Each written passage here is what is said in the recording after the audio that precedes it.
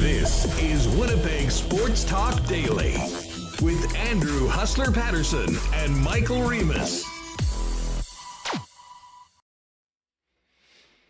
What's going on, gang? Welcome to another edition of Winnipeg Sports Talk Daily. Great to have you with us. Andrew Paterson, Michael Remis. Lots to get to today. I've just been counting down the minutes to the beginning of this program to talk about last night's Monday Night Football debacle for the Denver Broncos. We will certainly get into that, but we do have some Jets news with rookie camp beginning tomorrow and the Young Stars tournament out in Penticton on the weekend.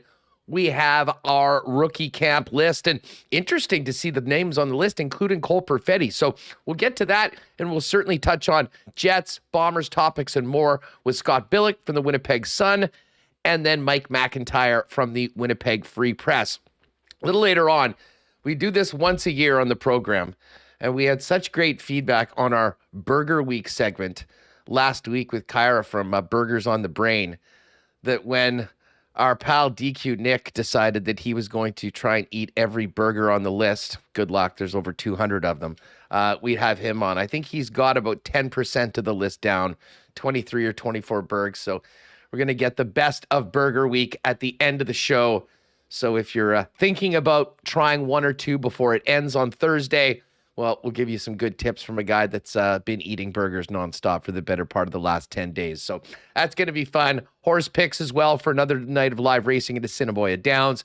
And we will get to both next week's CFL and NFL lines for Coolbet a little bit later on in the program as well.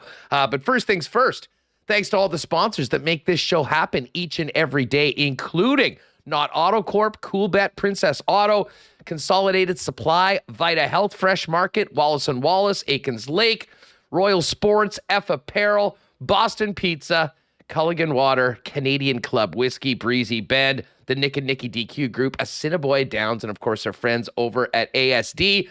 Shout out to the gang at Boston Pizza Taylor. Had a great night watching Monday Night Football with the fellas yesterday. And don't forget, if you do pop by BP for Monday Night Football, you'll be entered to win one of two trips to see the Raiders and an NHL game in Vegas. One trip being given away for, I believe, the November 11th long weekend, and the other one for New Year's as well. So pop on to BP. Great spot. 7 days a week, but especially for Monday Night Football. Let's get to it. Jets rookie roster is out. We're going to chop that up. Scott Billeck, Mike McIntyre, and of course, Michael Remis, who joins us now. Remo, how about that game last night? Yeah, I can't get enough of the roasting of the Denver Broncos on Twitter. It's pretty much unanimous that everyone agrees completely boneheaded clock management at the end. But also, how could you forget their play calling or execution inside the 5-yard line 3 times, and you can't, 3 separate occasions you can't punch it in. Totally shooting themselves in the foot yesterday, not even giving themselves a chance to win. And I mean, tough. That's a tough call for the head coach there, Hackett. This is his first game as an NFL head coach, under the brightest lights of Monday Night Football, with the quarterback that they just traded so many assets to get and invested, $230 or $240 million in, to sit his ass down at the end of the game and try a 64-yard field goal when they had plenty of time to get more into field goal range, was one of the most baffling decisions I have ever seen. And I have to tell you, Remo, this is, I mean, listen, the Broncos could go on a run and win 7 in a row and be a real quality playoff team this year, and that may very well happen. But if it doesn't go well, you'd have to think that Bronco management, and never mind management, Russell Wilson, the players in that locker room, are wondering, does this guy know what the hell he's doing? Now, I've said for years on our former station and here, and we've chopped it up on the warm-up, that NFL coaches need a 15-year-old kid that plays 50, 60 games of Madden a week just on the sidelines to let them know when to call timeouts and to manage the clock. And it was never more obvious than last night's game.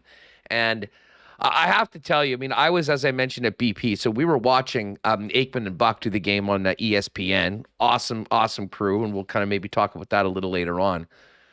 But if you haven't seen it already, Peyton and Eli had the Manning cast on, and former Bronco great Shannon Sharpe was their guest in the fourth quarter.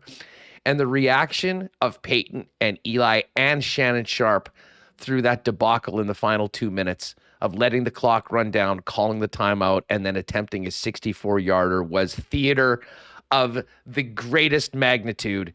And they were reacting, I think, the same way anyone that was watching the game was. What the hell are they doing? Yeah, there's a lot to unpack here from that. The Mannings. I have the. I can't play the video, but I'll play the audio.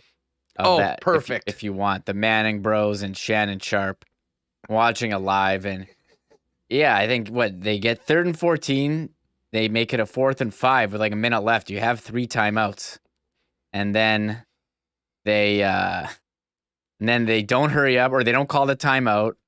They like run the clock down to the 20-second mark. It's insane. The most embarrassing part about this, other than the 64-yard field goal attempt, and you've seen a lot of probabilities being thrown out, and I mean this one just says it all.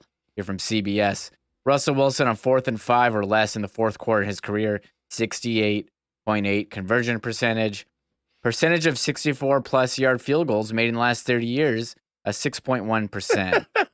So, I mean, you have Russell Wilson. If you can't trust him to go for 5 yards, like why are you even playing? You talk about the Giants, who instead of going for the extra point to tie, they went for 2 and 1. The other day. Big balls, Brian Daboll. Speaking of great coaching debuts. But the worst part of this for me, like absolutely embarrassing, is you've already lost the game. Seattle is trying to kneel down the clock and run it out at the end. And they take these useless timeouts, delaying the end of the game. You know what it reminded me of? When you play like NHL or any online sports game where you've already lost and you're just trying to take penalties so the game goes longer and you're wasting the other guy's time, or you try to pause it and you just sit there and waste your pause time limit. It's a troll move. This is the NFL, the most embarrassing timeouts I've ever seen. Like, why are you taking them there? Just, you already lost. It's over. Take the L, and you're just making yourself look stupid on national television. Waiters in chat. Not the worst decision Russell Wilson has been a part of, though I had to laugh. That was another crack that we heard last night when the Broncos first had Melvin Gordon fumble on the one, then Javonte Williams fumble on the one.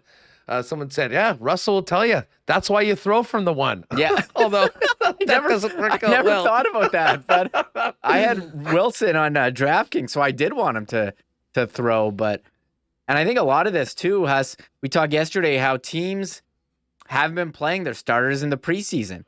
And the Broncos were a team that didn't do that. And they looked sloppy.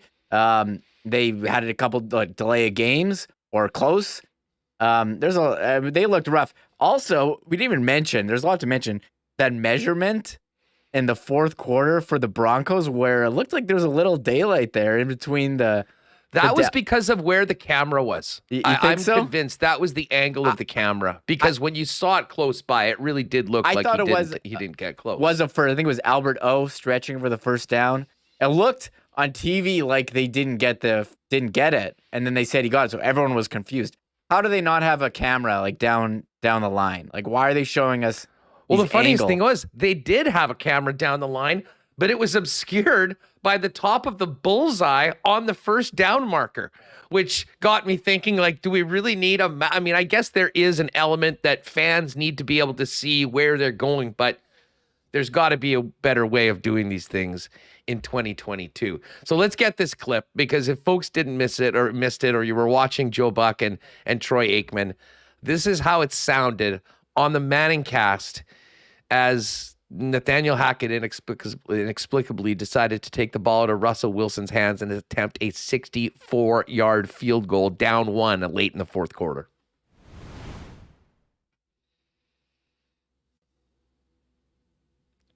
Hold on. Sorry, I don't have it all set up here. My bad. We've got, and Leighton Janice mentioning, can we talk about how good Eli and Peyton are on ESPN? Yeah, as I said, I didn't watch a lot of the game last night on the Manning cast. We were watching the main ESPN broadcast. But it's so unique. It's trailblazing when it comes to sports media. And the interaction of the brothers is funny. I mean, and both of them are great characters. And then you add in the guests that they have. I mean, it's a really, really awesome show. And of course, it was even better that this happened with former Bronco great and one of the biggest loudmouths in sports media, Shannon Sharpe, there to react as well. This is how it sounded last night. Sutton. Yes. That was a good play. Big miss. Now we got fourth and five is doable. We got 3 timeouts, E. I might use one right here, E. Let's use one. Let's talk about this one. Yeah, Manning is like doing the T with his hands. They're gonna try to draw. They can try to draw him off sides. Might try to draw him off sides, E. You don't have that much dummy time. snap count. You don't want to waste that much time, I don't think. Running a play. Clock's like 38, 37. They look unsettled. Sutton doesn't know what he's doing. Hurry up. Time out. 20 seconds, they call it. What the? So you just burned 30 seconds to call a timeout? 30-second timeout. Shannon Sharpe. Oh, a lot of time wasted right there to call timeout, Pate. Yes. Right? Yes.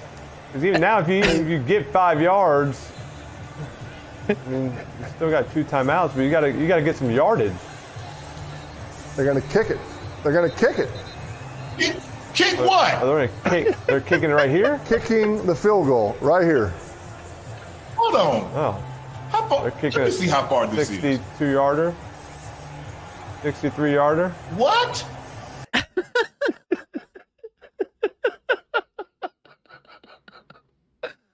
Oh my God, comedy at its finest with the Manning brothers and Shannon Sharpe last night.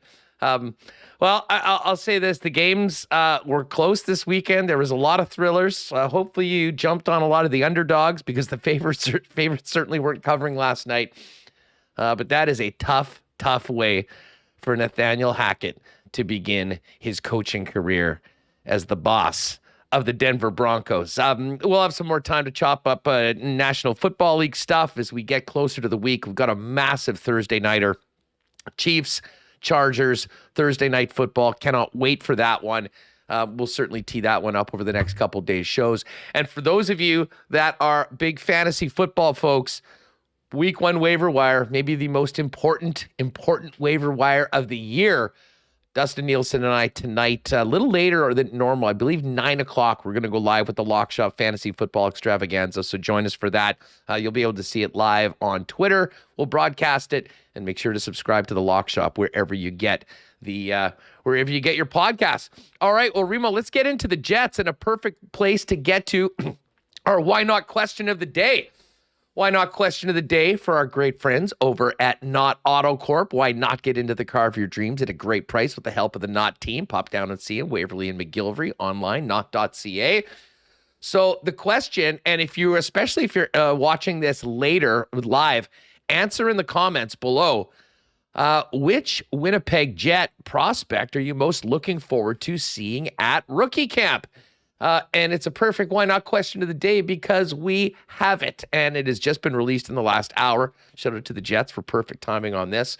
Remo, if you want to get the graphic up, we can just sort of go through this. And obviously for people that are listening on podcast, most notable name right off the bat that jumps out is the guy in the graphic himself, Cole Perfetti.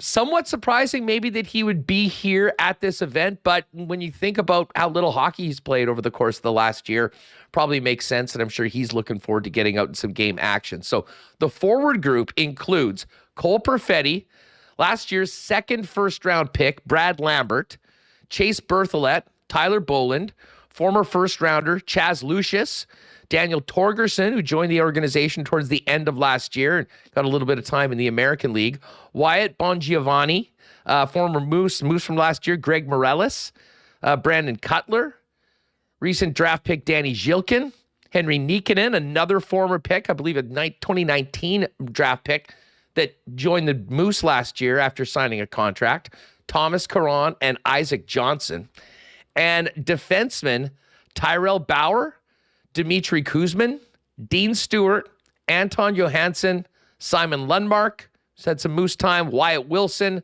Simon Kubicek, and Ethan Kapp. 3 goaltenders going. Dominic DiVincentis, Oskari Salminen, the goaltender that they signed, and Arvid Holm. So there you have the group right now. Why not question of the day in the comments? Which Winnipeg Jet rookie or prospect you're most looking forward to seeing at the tournament coming up this weekend in Penticton? Remo, what stands out to you about that list at first glance? Yeah, when I first looked, I thought, Cole Perfetti's there. You'd like to think that he's going to be able to dominate at this tournament or be a bit above everyone else. He's played against men in the AHL. He's got some NHL time last year. It is kind of surprising, but he's still pretty young player. So but I was just looking at the number of draft picks from the most recent year. Now Rutger McGroarty not in. He's in college right now with Michigan. So he's not in, but Brad Lambert's in there, Danny Zhilkin, who they just drafted. I saw on the goalie situation, Dominic DiVincentis, who they picked, I think, their last pick of the most recent draft. He was in. That stood out to me. And, a couple players who have gone into some pro action. Daniel Torgerson, wasn't he with the Moose at the end of the season? Nikkanen and Torgerson were the late signings last year at the end of theirs and played a little bit at the end of the year. And they had a good showing. Torgerson did at the World Juniors. One player who was at the World Juniors and didn't have a great showing, Brad Lambert, who was a healthy scratch towards the end. I mean, this is a big year for him. Just speculating he's going to end up Seattle's got his rights, but he's in there, rights, and this will be a big one. And speaking of Brad Lambert, I put the poll out. Who are you most looking forward to seeing? I only could do 4 options, so I put Perfetti, Lucius, Lambert, just the 3 first rounders, and other. Lambert currently leading at 37. I think people want to see some more from him against players, the similar level. So we'll see how that goes for him at the rookie camp in Penticton. We should mention the games, I think Friday, Sunday, Monday. They'll be streamed. That's been the number one question. Where can we watch these? Jets website, Facebook, YouTube, even TikTok. So apparently TikTok, you can watch it on there. So, but I would do the YouTube. I think that's the easiest one, especially if you want it on your TV. I'm a big YouTube guy. Yes, obviously. Yeah, quite obviously. We support the platform. And tomorrow on the program, in the first guest segment, Jamie Thomas is going to join us and sort of tee up the weekend for the Winnipeg Jets, talk a little bit about the first day of rookie camp as well. Back to Lambert for a minute. And I understand why there's so many people that are putting his name in, because he is a pretty tantalizing prospect that had a rough year last year. I mean, I think by any standard. He was playing in a senior league in Finland with men. He did not have a great season and fell relatively precipitously from expected to be a top 5 pick at the beginning of the year to where the Jets got him at, I believe, 30th overall. And he did have a great start to the World Juniors in Edmonton the first time. I think he had 5 points in the first 2 games. The Summer World Juniors wasn't as good for Brad, but the team did quite well. But he wasn't involved in the last couple games, I don't believe. And I'm not sure whether that was something to do with, the coach not liking the way he was playing. But this is a real prove-it season, I think, for Brad Lambert. And, he is regarded as maybe the best skater, or at least one of the top 2 skaters in the draft, and has all the tools that make him a great NHL prospect. But there's obviously a lot of aspects of his game that need to improve. And I think the confidence level of Lambert last year really took a hit. And if he can, have a strong camp, have a nice performance here and go. Presumably, I think the smart money is, as you mentioned, Remo, and him going to Seattle in the Western Hockey League, which is a hell of a team. That, he can, get that confidence back first and foremost, maybe playing against, players more his age, and then graduate to the professional ranks. Because he's a Finn and has signed a deal or will sign a deal, I would imagine that the Winnipeg Jet or the Manitoba Moose would be an option. But I think most likely we'll see Lambert there. But before he gets to the Western Hockey League, we'll see what he can do this week. And Chaz Lucius for sure. There's been a lot of excitement about him after he was drafted, playing in the NCAA. I didn't get a chance to see him very much last year. And, for a guy that was picked where he was in the first round, he'll be another player that I think most Winnipeg Jet fans will really be having their first opportunity really to see him play consistently. So, both of those first rounders I think will be very intriguing. And of course, as far as Perfetti, you'll just be able to see how he looks, how he feels, because there's Perfetti and there's everybody else on this list. I think it's quite safe to say that it's unlikely that anybody else on the list probably plays in the National Hockey League this year. It's a very different story for Perfetti.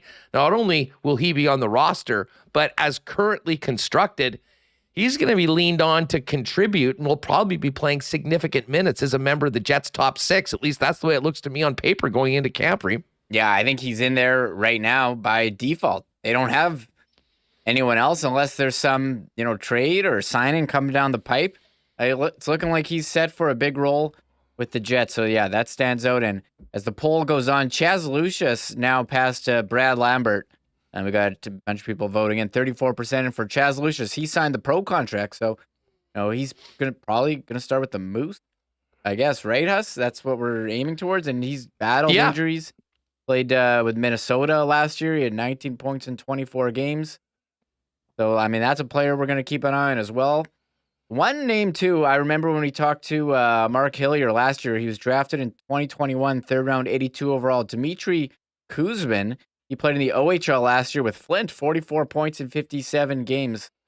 So that's a player, I think, on defense to keep an eye on. As far as defense, you mentioned this player to me. I see people talking about him in chat.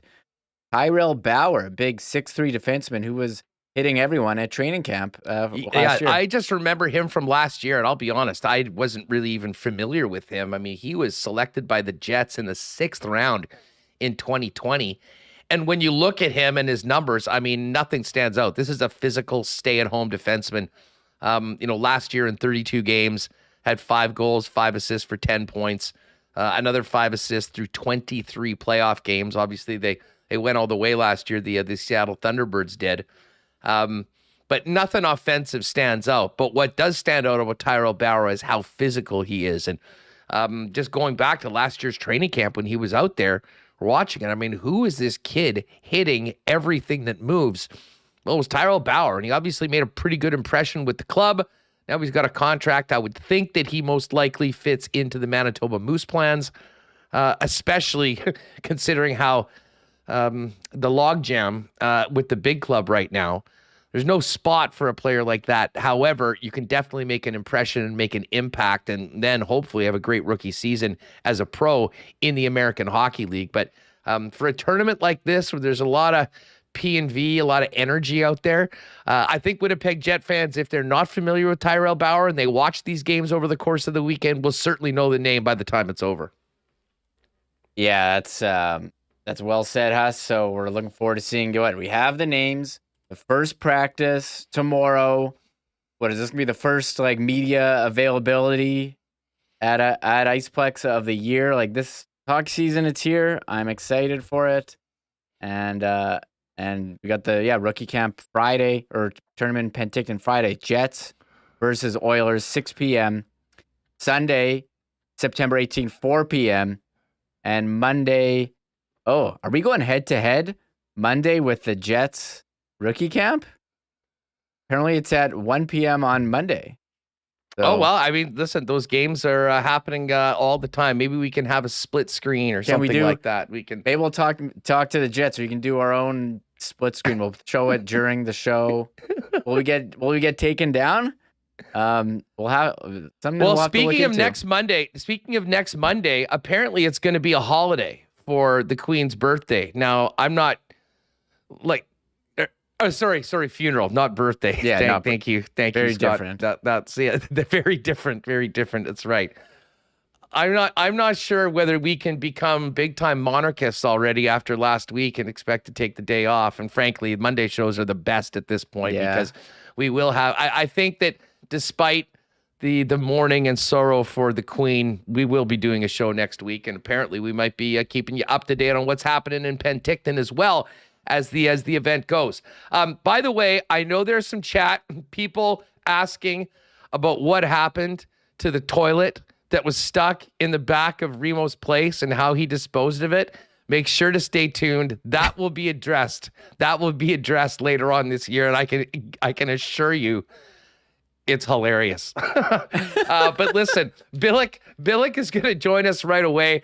Before we do that, big shout out to the guys over at Consolidated Supply. It is so great to have Spicy and Joe and the gang on board with us. It's always nice to get new sponsors on, but especially when they are Winnipeg Sports Talk listeners. We really appreciate it. And hey, guys, I mean, they've always been known as the leaders for landscaping, irrigation, golf.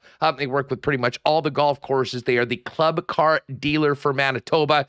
So if you're looking to get a tricked out golf cart for either golfing or a business, running around the campsites, Consolidated Supply is there for you. But they've also branched out into more things for landscaping, including outdoor kitchens, hot tubs, and more. You want to put that putting green, that dream putting green in the back. They'll help you out with artificial turf as well as irrigation. There's a lot that our friends at Consolidated Supply can do for you. And I'd suggest you pop down and see them. Got a great spot with everything on display over at 1395 Niagara Road East. But check them out online at cte.ca or give them a call at 204-470-3832. Our friends at Vita Health Fresh Market are going to help us. We're going to talk to DQ Nick later on about eating 23 burgers in the past week. You know what? Maybe it's time post-burger week to get on a little bit of a more healthy sked with what you're putting into. And of course, Vita Health is stocked with Winnipeg's best selection of local, organic, and natural groceries, supplements, and beauty products, not to mention a great grab-and-go deli with delicious and healthy Vita Market salads, soups, and sandwiches ready to go at any of the 7 locations. Vita Health's a great local company empowering people to lead healthy lives for 85 years. Pop down and see them at one of 7 Winnipeg locations, including the newest store in Linden Ridge, and check out their fully shoppable website online at myvita.ca. I know we've got a couple folks that contacted us about great experiences with Wallace & Wallace for their garage doors. We've always known them as the fencing experts in Winnipeg, and so all you need to do is run around this summer and see their fences and trucks all over the place. But they're also one of the leaders in garage doors, working with Clopay, the largest garage door manufacturer in the world, with 161 styles of garage doors to choose from. There's a style that's right for your home. Not to mention, a new garage door can add up to 4% of the value of their home. Despite supply chain challenges, Wallace & Wallace can still get a new garage door delivered and installed in less than 4 weeks right now, just as things get crazy heading into winter. So find out more at wallacedoors.com. Give them a phone call or pop down and see them at their showroom over on Lawson Road. And a big cheers to Pitt Turan and the great gang up at Aikens Lake, finishing up the fishing season for just a couple more weeks, and got some nice weather to finish up the season as well. If you're thinking about an incredible world-class fly-in fishing getaway where you can be on the water in just 2 hours from the city of Winnipeg, Aikens Lake is the spot. And as wonderful and amazing as the fishing is, the people in hospitality are even better. Online, check them out, aikenslake.com, or on any socials at Aikens Lake. All right, let's get Billeck in here. Lots to get to. Before we kind of dive into Jet stuff, did you see the game last night? And what was your reaction in the final 10 minutes as Nathaniel Hackett put his stamp on his new team by sending Russell Wilson to the bench, their $200+ million quarterback, and attempting a 64-yard field goal? I don't get it. I just don't understand. I'll never understand Pete Carroll. I mean, this goes all the way back, and I know people who know me know that I'm a Boston fan of thing, and so the Patriots, and you go back to the Super Bowl where Marshawn Lynch is having a beast mode game, and you're right there, and all you need to do is put it in, and you win the Super Bowl. And then Pete Carroll's like, no, I'll throw the ball, and here's Russell Wilson passing in, and Malcolm, what's his name? Malcolm Butler, the infamous exactly. Malcolm Butler. Yeah, and so it's just like, I don't get it. I don't understand. Well, the funniest thing about last night, Scott, was the fact that, we've all heard this, hey, let Russ cook. All they wanted to do was run the football last year. And then, sure enough, they get it on the goal line. Both of their running backs fumble the football. Yeah. And then, I mean, we were just going through the numbers by the analytics, if you will, from the 46, 4th and 5, Russell Wilson's career completion percentage in that situation, 68%. Yeah. 4.1% the chances of making a 64-yard field goal. And it's ridiculous. I mean, it really was a heck of a way. And by the way, Geno Smith looked like Tom Brady in his prime in the first half. What was he, 17 of 18? I got to say, this is a guy, and I tweeted this last night, I've said a lot of shit about Geno Smith and made some cracks and bet against him. You got to own this one. Now we understand why he won the starting quarterback job over a much younger and higher drafted Drew Lock. Yeah. And listen, I don't think Seattle's going to be particularly very good this year, but for that organization to get the win over Russell Wilson in the fashion that they did, pretty hell of a great season, a great way to start Monday Night Football, if for no other reason, the incredible hilarity of Peyton, Eli, and Broncos great Shannon Sharp. We just played the clip at the beginning of the program. I mean, it doesn't get any funnier than that in sports media. I mean, they need those guys. Like, you've read NFL Red Zone, right, all day, and it just goes. They just need Peyton and Eli going all day. Like, all day on Sunday. Like, I get they do the Monday night or whatever. That's fun.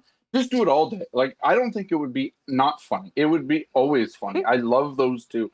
I very much dislike Peyton Manning as a Pats fan.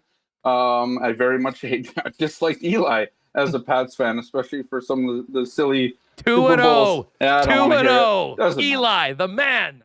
7 is all it is. But anyways, regardless, I think that it's brilliant. That stuff is brilliant. Those two are hilarious. Shannon Sharp, obviously. It's all good. Like it's all. I love that stuff. Yeah, like I love it. Been rewinding that all day, just playing it over and over again. It's fun. Anyways, we could have laughs about that game for a long time, and I'm sure it will be referenced throughout the season. But let's get to it. We were just breaking down the Winnipeg Jet rookie camp roster that came out. First question, are you surprised that Cole Perfetti is on this list? Certainly, I mean, he's got more NHL experience than most, but I mean, to be honest, with how long he's been out since playing, competitive games since leaving last season, it's probably in his best interest, and I'm sure he's pretty excited to get out in a little more game preparation and get him as ready as he can possibly be as we get to the start of main camp. Yeah, I agree. I mean, I think that the reason why he's in the lineup is just that. I mean, the guy hasn't played hockey since the spring, right? I mean, he obviously had his issues with his injuries, and now has a chance to could finally play some hockey. Didn't play in the World Juniors because he was still injured. Same thing with Chaz Lucius too, right? So, but it's funny because we would look at Cole Perfetti playing in this tournament as no big deal if he hadn't played for the Moose for a full season and then played for the Moose and the Jets last year, right? I mean, Cole Perfetti's the kind of the anomaly here of all of these guys because he kind of got, I think it was the good end of the stick because he was able to just, because the OHL wasn't playing, he was able to go and play and play with the Moose and then kind of move into the Jets and didn't have to play another game of junior after getting drafted because of the pandemic. So, but no, I'm not surprised in the sense that I think they just want him to get a nice time to play again, that sort of thing. I don't think it means anything other than that. Cole Perfetti is going to be a big fixture of this Jets team this season. And I think this just helps him hit the ground running as he goes into training camp, take a few knocks. I wouldn't be surprised if he kind of owns this tournament. He definitely has the skill and ability to do that. How much rust does he have from not playing in the last little while? I guess that remains to be seen. But he's been out there now for the last couple of days, maybe the week now, skating with his Jets teammates at the Iceplex. They're just kind of going through their little off-season skates that they do every morning. But yeah, other than that, I think he's in a good spot and prime to kind of, I don't know. It's the Young Stars Classic. It's not that big of a deal, but I mean, I think he can go in there and kind of put a stamp on it and he needs show some he's reps. ready. He needs reps. Does. I mean, it's pretty simple. And listen, I mean, as opposed to everybody else on this list, Scott, they'll all be looking to kind of show that, they belong in the mix. And hey, don't forget about me as we go forward. If there's injuries, I mean, Cole Perfetti is going to, unless something significant changes in the next few weeks before we get to the opening game of the year, I have a hard time imagining any scenario that doesn't involve Cole Perfetti playing in the top 6 and being leaned on to, contribute at an NHL level right out of the gate. Because, I mean, the bottom line is with Andrew Kopp gone, with Paul Stastny gone, those were guys that were often parts of that mix. They're not there. I mean, I guess Sam Gagner's come in and, he'll be a guy that might play up and down the lineup depending on it. But for this team going forward, Cole Perfetti is going to be counted on to produce and be a part of a top 2 line on the Winnipeg Jets. Yeah, and I think, you look at Cole Perfetti's season last year and you're like, okay, so he had a couple goals, 5 assists, 18 games, I think it was, that he played. And you're like, yeah, it's not great stats, but at the same time, if you watch those games, like, the thing about Cole Perfetti is just so smart. Like, the IQ's there. I know he's working on his skating. That's been a knock against him. He's not fast enough, that sort of thing. You see with a lot of guys when they get to the NHL, I mean, they have to work on their skating. They got to get quicker. That can be taught. It's the stuff up here that can't be. And all the time. And Perfetti, that's what he's good at. I mean, that's what Cole's good at. He's a smart player. Makes good decisions with the puck, right? Like he's a low event or maybe low risk kind of player with the puck, and that's what's good about him. And I think that serves this top 6 well. I mean, you have a lot of, I want to say risky players in the top 6. I don't think that's true, but you just have a better kind of defensive type of forward who also can do great things at the opposite end of the ice. So yeah, I think he looks to figure in. Yeah, I think in the top 6. You never know. Every time we say some guy's going to play in the top 6, he never does. But we'll see how it goes this year. I mean, with the new coach, Rick Bowness, and that sort of thing, I think Cole Perfetti, the only place for him to play is in the top 6. I think he has that talent to do so, and it looks like, I mean, based on this offseason, which has been pretty quiet, it looks like the Jets are going to be going to the youth well, especially on forward, right? They have some places to fill. Some roster holes to fill, and they have a lot of youth that they can kind of fill it with. And maybe don't even count Chaz Lucius out of this mix either, right? I mean, he's obviously in this rookie camp.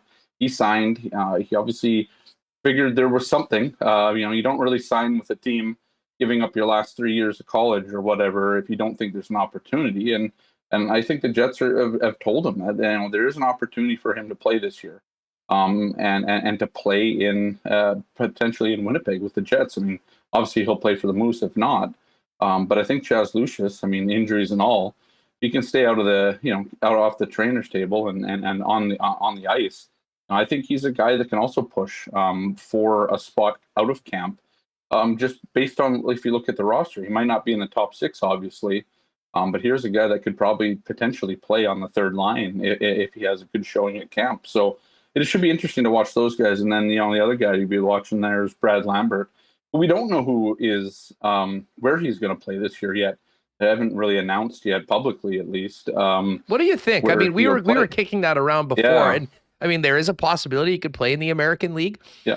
Considering the trajectory of his season last year, which was unfortunately for him going the wrong way after starting up as potentially a top 3 pick in the draft and, being picked by the Jets at the end of the first round and playing with men the way that he did, I think maybe the smart money right now, I mean, then maybe where I lean would be going to the Western Hockey League and trying to have a monster year playing on a really good team in Seattle. And not only get, your, ability to play tons and be an important part of that team, but get the confidence up, because between what happened going into the draft year and then with him not being in the lineup at the end of the World Junior Championships, I mean, you do worry about a guy that has tons of talent and can skate like the wind. There's a reason why he was a first-round pick. But I think there's a lot of things that the organization can do by putting him in the right situation that can get him maybe back to where he was at the beginning of last season and put him in a better spot to make a difference on one of the two pro squads when he officially does become a professional? Yeah, I agree. I think his best spot is in the WHL. And it's twofold, right? It is one, to get his confidence back.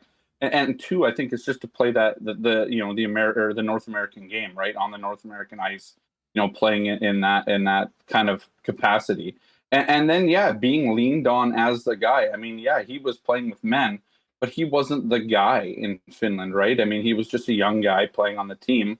Obviously, it's good for him to play with men. I know Kevin Cheveldayoff, the general manager of the Jets, enjoys that. He likes that when some of his, he's like in the Swedish guys that he's gotten out of the Swedish Elite League.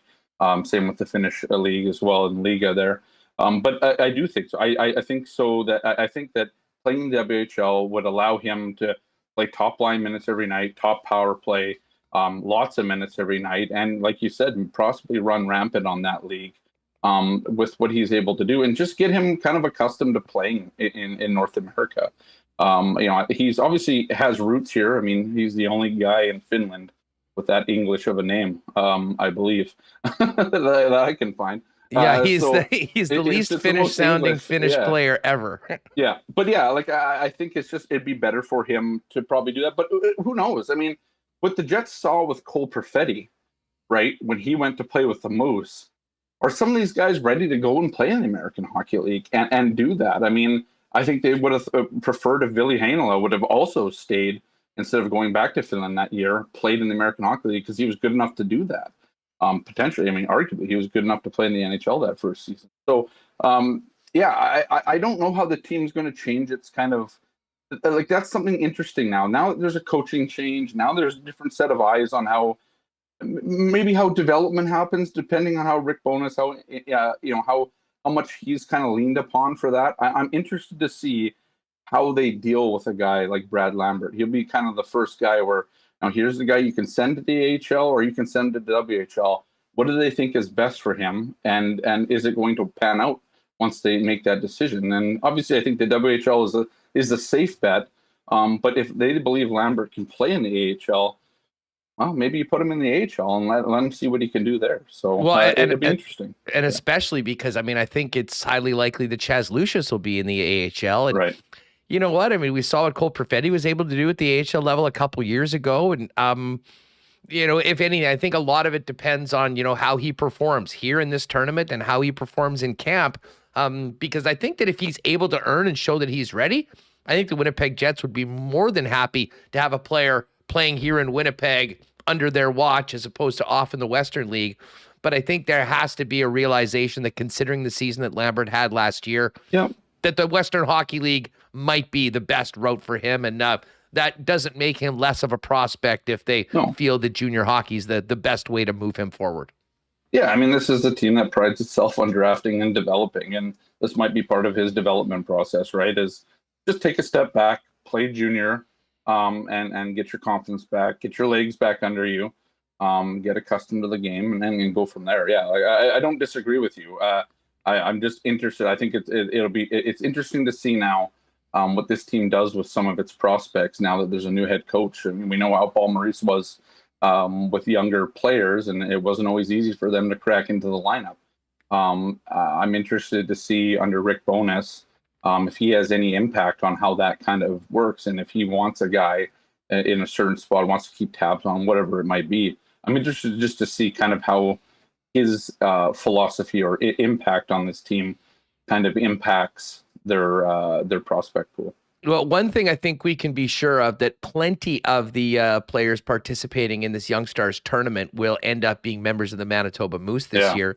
Nikkanen and Torgerson came over and signed at the end of last season and got limited time in the American League, but I like what I saw from those two. And I was just saying to Reem beforehand, the guy that I'm really excited to watch both in this event and in camp is Tyrell Bauer. And I know you remember him last year from camp. I had no idea who he was, and you couldn't take your eyes off him out there. I mean, he literally was hitting everything that moves. I mean, this is not an offensive guy, but plays with energy. He's got some size. And I said before, and I will stand by it, if you're not sure about Tyrell Bauer, you watch these games and watch some at camp, you'll figure it out very quickly. But unfortunately for him, as opposed to, and listen, I'm not suggesting at all that he's ready to play in the National Hockey League or anything right now, but it's such a different situation in this organization if you're a young forward or a young defenseman right now, based on the logjam that still exists in the big club on the back end. Yeah, I mean, it's got to be a little demoralizing, right? Knowing that there isn't really a clear path to the NHL for some of these guys. I mean, even think about guys who've been around for a while. Simon Lundmark, he played 57 games for the Moose last season. He's on the roster. I'll get back to Darrell here in a second. But yeah, it's just, that's the thing. Like there is a logjam, as you said. And we don't even know if Dylan Sandberg and Ville Heinola will be in the same lineup on the same night for the Winnipeg Jets this year, just based on they only have one spot available, and Logan Stanley's not going to be too keen on giving it up either. So, there's a three-way race at the moment as it stands with this roster for that final spot on the opening night roster. But yeah, going back to Tyrell Bauer, I did a story on him in the summer, just before they went to the Memorial Cup, and there's a pretty good documentary. I think it's just on YouTube. If you go to Seattle Thunderbirds, you type in Tyrell Bauer, you can see he had a big injury last year and he came back from it. Captain of the team, led the team to the WHL championship, and then went to the Memorial Cup. It's interesting. I remember him from last camp, and the reason why he stood out because, as you said, he wasn't just hitting anybody. Like, he was going after veteran players. He didn't care. And that was the best part about Tyrell Bauer, is that he didn't seem to care who he went after. He was just trying to make an impression. He's a big boy. I think he's like 6'4", maybe something like 6'5". I don't know how big he's listed. 6'3" is listed, 6'3", but sure. I mean, at least 6'5" on skates. But he's a big kid. He can move the puck well, and he's. We don't want to make comparisons to Dustin Byfuglien and anything like that, but the guy can hit. I mean, he's a big boy. I think I want to see him just for that, but I want to see what Tyrell Bauer can do in camp again. I know, like we talked about the logjam and all that, but I think this is a guy who eventually could play, bottom six or bottom pairing minutes for this team and have some sort of success. He seems to have that drive. I mean, I've talked to the guy. I haven't talked to all these prospects, but just talking to Tyrell and what he was able to do this past season, overcoming his injury, coming back, and all this stuff, I find it interesting. And he's kind of that defenseman a lot of GMs, a lot of coaches like, a big guy on the back end that can move the puck and hit people. And I'm interested to see how that kind of plays out and kind of how many kind of veterans are taking a second glance when he's drilling them into the boards this year. So we spend so much time talking about prospects on the forward and the blue line. I guess, as long as Connor Hellebuck's around, we don't really spend a lot of time talking about goaltending, and haven't for the last couple of years. But we could be seeing a bit of a turn in the organizational depth when it comes to the goaltender position outside Hellebuck. Obviously, Eric Comrie's been pretty much a constant, with the exception of a few waiver trips around the league and back. He's now in Buffalo on a 2-year deal. Big Save Dave's in to be the backup. And I think right now we're going to see, this is going to be interesting. Arvid Holm gets an opportunity, and this Finn, Oskari Salminen, who we haven't had a chance to see. Both of those two guys, I would imagine, will get some playing time, as well as the 7th rounder from this last year's draft, Dom DeVentis, which I imagine is kind of further down on the road. If you're looking for personality, Dom, and I can't say his last name, DeVincentis. But I think I think he would win out just based on personality alone. But I think Arvid Holm's. It's interesting. Arvid Holm.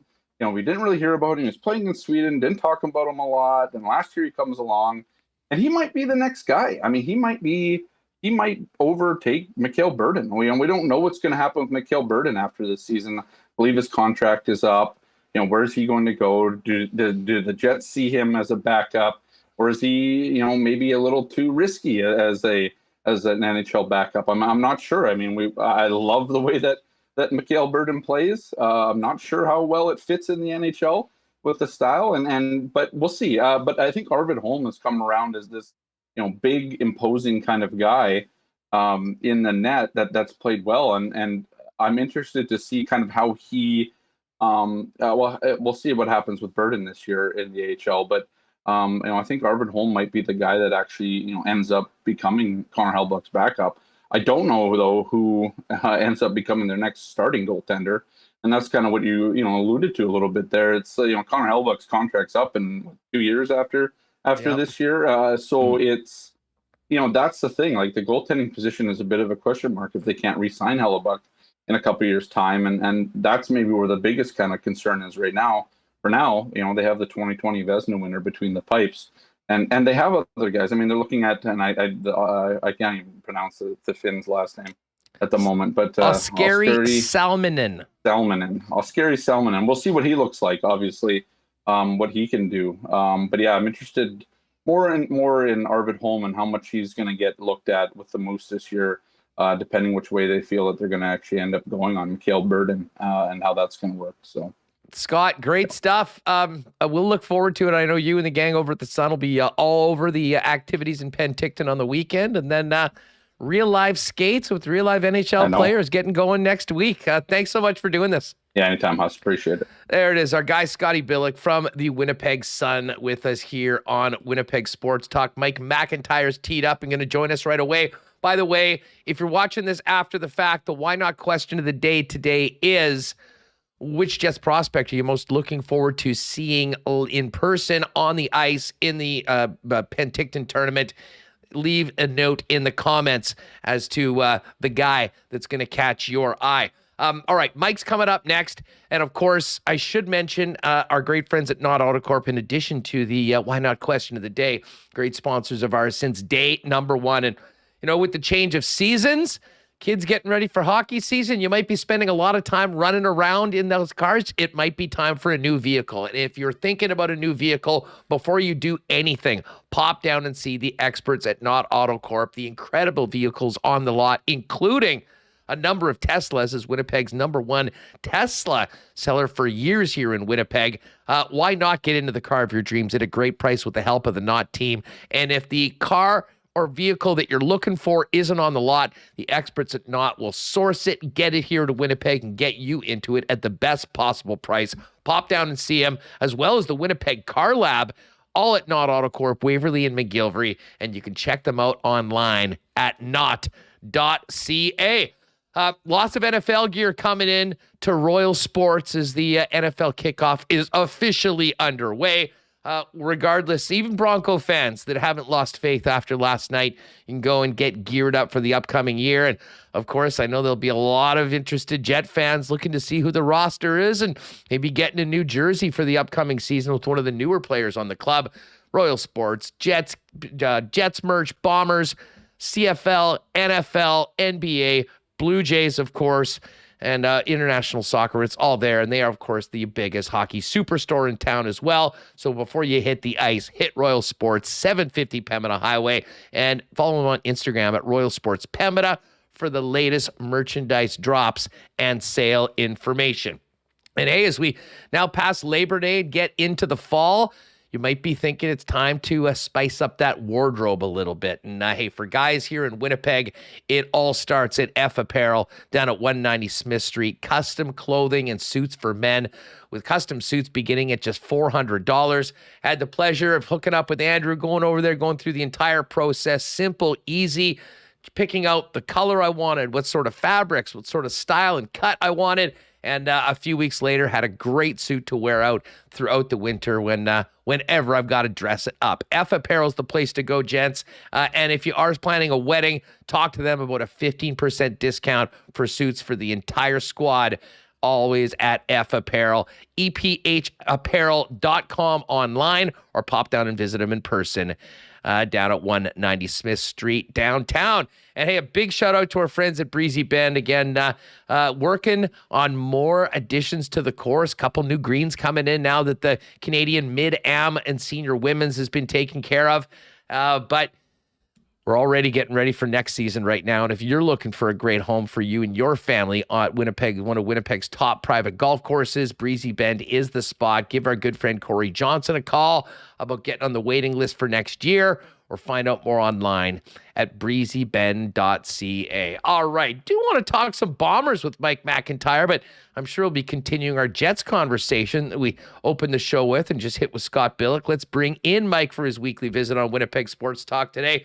Mike, what's up? How was your weekend? Did you take in the Banjo Bowl?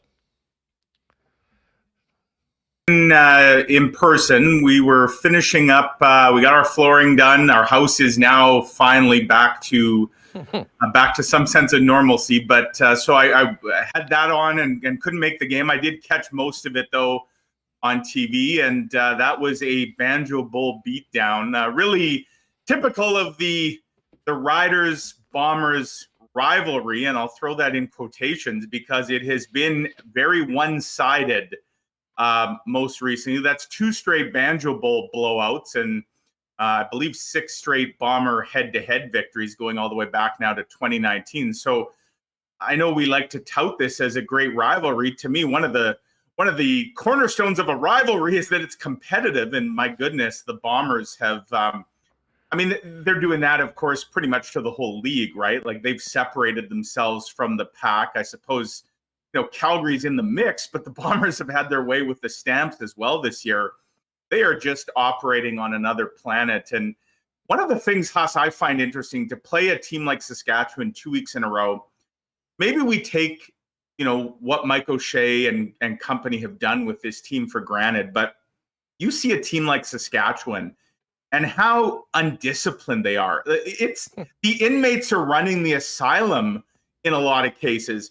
And you see things happen that just simply do not happen in the Winnipeg Blue Bombers system. And I imagine not only Mike O'Shea, but even the leaders on this team, the Adam Bighills, the Willie Jeffersons, like guys like that, they wouldn't tolerate a lot of the BS and, the circus that goes on with some of these undisciplined penalties. And it just, it's hard enough to win in any professional sports league, but when you're doing things that are basically beating yourselves. And so I think, these last couple of weeks to me, Labor Day and now the Banjo Bowl, have just served up a reminder of just what an incredible program and climate has been created in Winnipeg. And, we are Bomber fans are very much spoiled by what they've seen here for the last few years. And they show no signs of slowing down. It is impressive in the extreme. Well, you mentioned the climate, and I know you were not there with boots on the ground. It was as good of an atmosphere as I can ever remember for a football game at IG Field, and dating back to the Winnipeg Stadium days. And it's a credit to everybody involved in that organization, on the field, off the field as well. But I mean, Mike, 2 hours before the game, it was shoulder to shoulder in that Princess Auto tailgate area. You saw people in all sorts of parking lots getting together with friends. And then, the atmosphere inside the building was at a fever pitch to that kickoff. And it really didn't subside with the exception of maybe a one little quiet lull at the beginning of the second half when the Riders ran that kickback for a touchdown. But back to your point about the discipline, we had Nick Dembski on the program last week, and I sort of asked him, I said, hey, Nick, what do you think would happen if a guy that wasn't dressed for the Bombers on the sidelines in civvies got in somebody's face and turned a 2nd and 3 into a 2nd and 13 at a crucial time in the game? And he sort of chuckled. He said, well, I don't want to speak for Mike O'Shea, but I'd be surprised if the guy was there the next day. And it really is the difference between the standard that this football team has established, that has all of their stars buy into, and how it really winning begets more winning. They do all the things in the right way, and more often than not, they get the results that they deserve. Well, and I'm not trying to stir the pot here, but let me throw this out, Huss. It's been reported that Mike O'Shea doesn't have a contract beyond this season, and that's part of apparently how he and Wade Miller and company and Kyle Walters, they just do business that way. And hey, who's to question the success that group has had? But if I'm every other CFL organization, are you not doing everything possible to try and lure a guy like Mike O'Shea and what he's done in Winnipeg? And again, I'm not stirring the pot. I don't think Mike O'Shea's going anywhere. This is a guy, he can write his own ticket here in Winnipeg. And, why would he want to give up what he's got going on here? We know Edmonton made some approaches last year and that didn't get anywhere.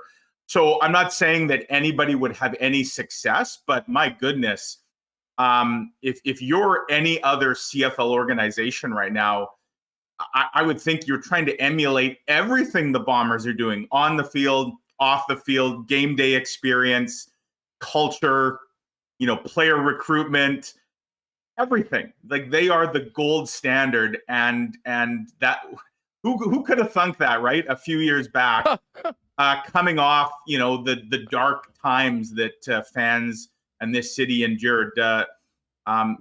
Stoke it up, folks. Hopefully it lasts a long time.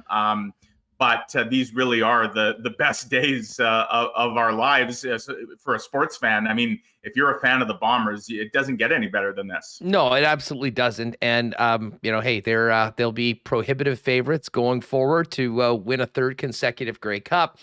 And, we were talking about this last night, watching the Monday Nighter over a couple beers. And one of the guys said, well, listen, if Mark Trestman can go for the Montreal Alouettes and be hired as the head coach of the Chicago Bears.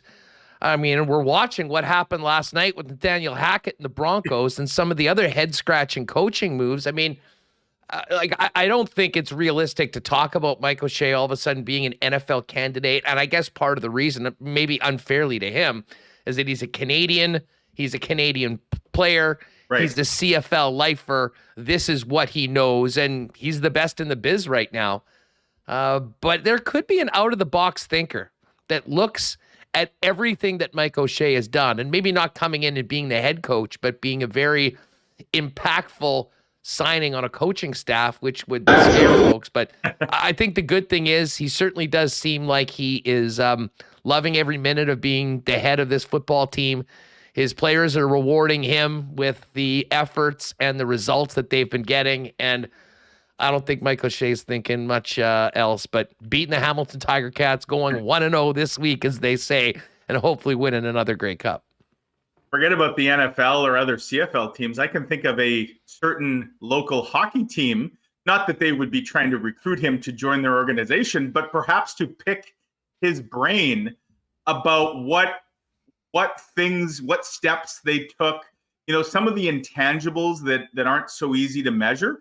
Like, if I'm True North, I would love to have a lunch, a dinner, whatever, with Mike O'Shea and company, just to get a sense. And I know these guys talk and, there's chatter, that goes on in any event. But I would think, given what we know the Jets have been trying to build here for years, when you see a team in your own backyard, like the Winnipeg Blue Bombers, and what they've managed to do relative to all of their competition, you'd be foolish to not try and see if you can, get some of that knowledge coming your way and somehow use it to your tactical advantage. So maybe that's already happening. But if I'm Mark Chipman, Kevin Cheveldayoff and company, I'm trying, just even if it's through osmosis, I would want to be around the Bombers as much as possible and hope it rubs off on me.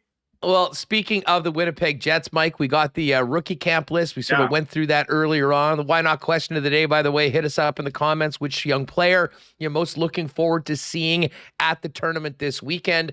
I guess the first thing that sort of stood out when the Jets threw out that infographic with the young men that'll be representing the squad out in Penticton was the Cole Perfetti's on the list, and he was the feature player there. And listen, I think in normal circumstances, he wouldn't be there. But as we talk with Billeck, listen, I think it kind of makes sense, especially for such a big camp where I think a lot of is going to be expected and counted on from Cole Perfetti to get him some extra reps against maybe some lesser competition that you're going to be getting in an actual pro camp, and try and give him both just, some game experience that he hasn't had in a long time to get ready for a very important training camp and a very important player in this organization.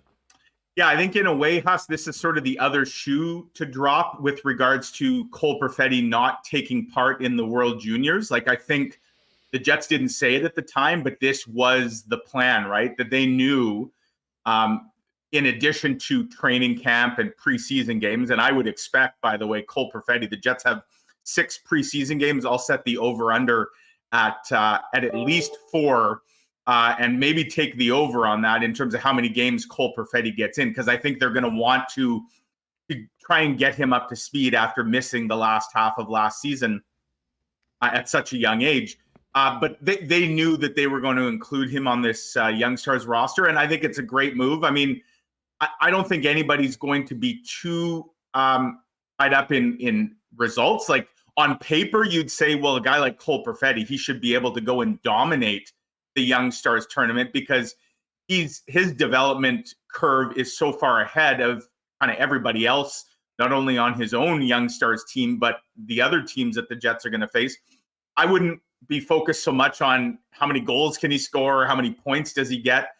I think it's more about just getting him into game situations, and it's a great way to get a few extra reps in prior to main camp starting next week, where I expect Cole Perfetti is going to be a featured part of training camp, because when you look up front and what the Jets lost in Paul Stastny, Andrew Kopp at the trade deadline, and what they didn't go out and get in this offseason, it certainly puts onus on a guy like Cole Perfetti that there will be big expectations. It would appear he's got a spot, certainly waiting for him in the top six, whether that's playing with Scheifele and Ehlers, playing with Dubois and Connor. Cole Perfetti is going to get every opportunity to, thrive in this climate. So he is for sure, to me, Huss, there's three players that I'm watching really closely in the Young Stars. Cole Perfetti's number one. The other two would be Chaz Lucius and Brad Lambert for slightly different reasons, but those are the three that I'm certainly watching closely this weekend. Well, and we'll talk about Lucius in a minute, but Lambert's fascinating in that, and we've had plenty of time to talk about it since he was drafted by the Winnipeg Jets, and by all accounts fell to the Winnipeg Jets at 30th after being, a top 5 prospect at the beginning of the season. And, he wasn't playing in junior hockey. He was playing in a senior league with men. It didn't go particularly well. And, compared to the way he started the initial World Juniors at Christmas with 2 goals, 3 assists in 2 games, he was a non-factor, not even part of the Finnish team in the last game. I believe the last 2 games of the tournament in the medal round. Healthy scratch, yeah. Yeah, so I think if anything, a good camp for Brad Lambert would be great for him personally and individually. And, I'll ask you this. I mean, what do you think the most logical route for him this year is it? I mean, I'm sure they'd love to have him playing with the Manitoba Moose, but I think there's an argument, considering the season that he had last year, that it might make sense to be an impact player on a Seattle team that won a championship last year that should be a really good squad, and to both get the playing time, opportunity up, and also maybe just a full reset of confidence moving into a very new situation. Where are you at all on that? Yeah, it really is interesting. They have more options with Brad Lambert than really anyone else in the organization right now. And there's really 4 potential options for Lambert. He could go back to Europe, where he played last year, but he doesn't have a contract as of today with anybody. He could make the Winnipeg Jets, unlikely, I would say.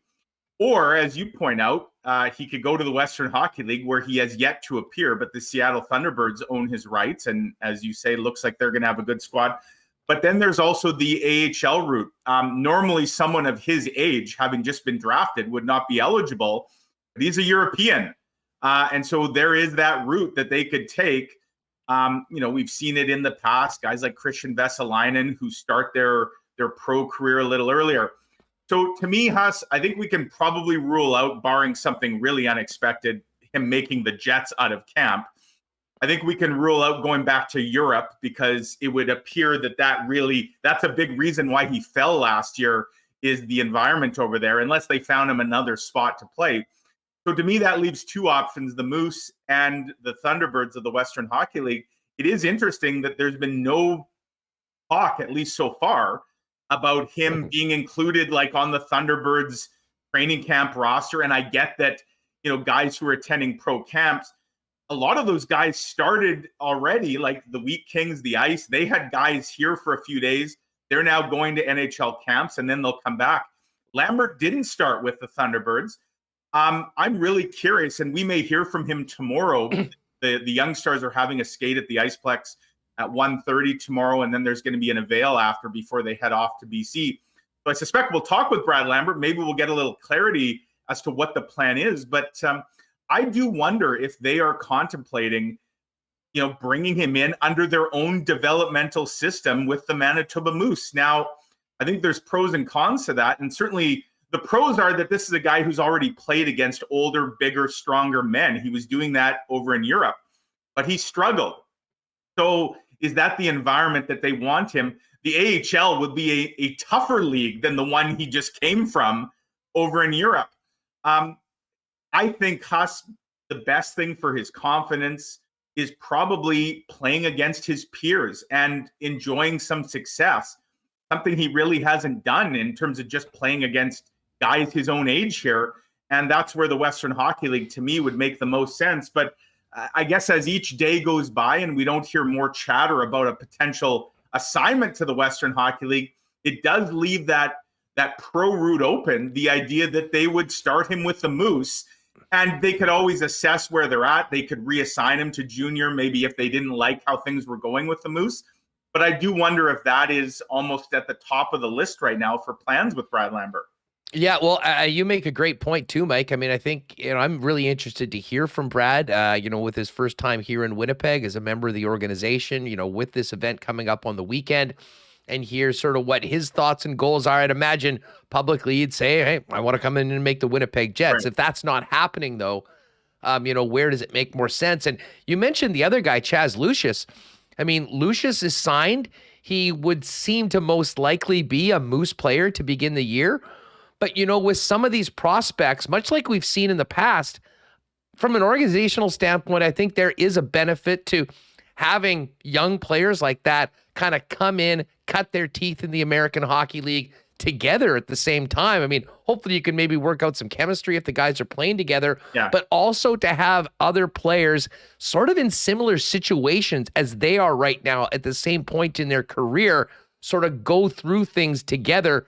I think there's something to be said for that as well. And that is the reason why I kind of think that, to your point, I think that he shows that he's capable of hanging around at that level. I think they prefer to have him closer to home. I think they prefer to be able to watch him and maybe start some of those relationships with potential future teammates right out of the gate at the AHL level, as opposed to being on the other side of the continent in Seattle.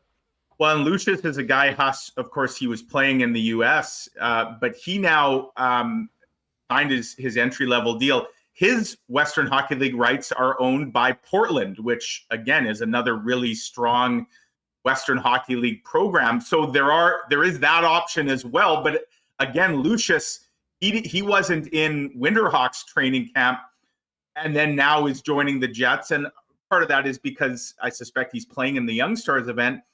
But again, they do have those three options with him. Europe would not be a realistic option for Lucius, but they do have the Western Hockey League, the American Hockey League, or the National Hockey League if he came and kind of blew the doors off. And, we talked a lot this summer about the lack of signings by the Jets, of player movement when it comes to the forwards, that there really wasn't a whole lot other than, Saku Manalainen and Kevin Stenlund, Alex Limoges. Like they really, those are depth guys that might be kind of competing 13th, 14th, first recall, that kind of thing. You do wonder, like, where do the Jets internally view guys like Lucius and Lambert in terms of potential options? And if they have them on the Moose to start the year and they like what they see, I mean, and they're trying to usher in a real youth movement, certainly up front, maybe the time is now for guys like that. And I think that's why, I'm really interested to see what they do at the Young Stars event. Obviously, a good showing there would help their cause. But I also accept guys like Lucius and Lambert will get a good look in the preseason as well against other NHL competition. And again, they don't have to make these decisions today or next week. But it is interesting that they have so many options with these two first rounders in Lambert and Lucius. And it leads to some fun speculation about where things could end up with them.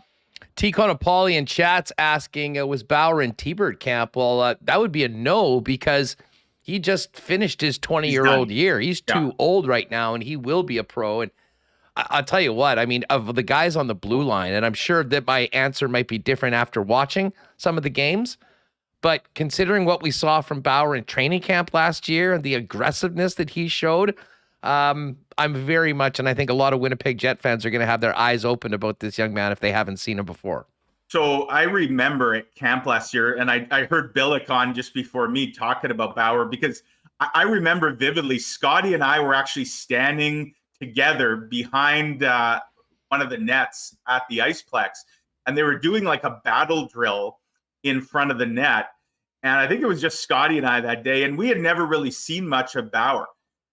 This guy gave no F's about asserting his authority, and he stood out in a major way. And part of that was, we were coming into camp last year, like we hadn't seen Brendan Dillon yet. Kind of the same way that Dillon opened some eyes in camp. Remember when he started hitting everybody? He took runs at, Vesalainen, and he even knocked, I think, Blake Wheeler once, or Mark Scheifele, knocked on his ass in a drill. Like, that's just something you hadn't seen much. Well, what we saw from Terrell Bauer, he stood out from all the other defensive prospects because he had that meanness, that aggression. I have no idea if he's got the skill set to hold up under the rigors of full-time NHL work. Certainly things like foot speed, mobility, those are issues that I know he talked last year with us about working on, that he knows he has to get better at. But if you just talk about a guy who can clear the front of the net and, have his teammates' backs, like there were certain things he did last year that I remember watching thinking, he's got like some Jacob Trouba type elements in the way Trouba used to do a lot of that. I'm not saying he's going to be Jacob Trouba. As I say, I have no idea what his ceiling is, and if he projects.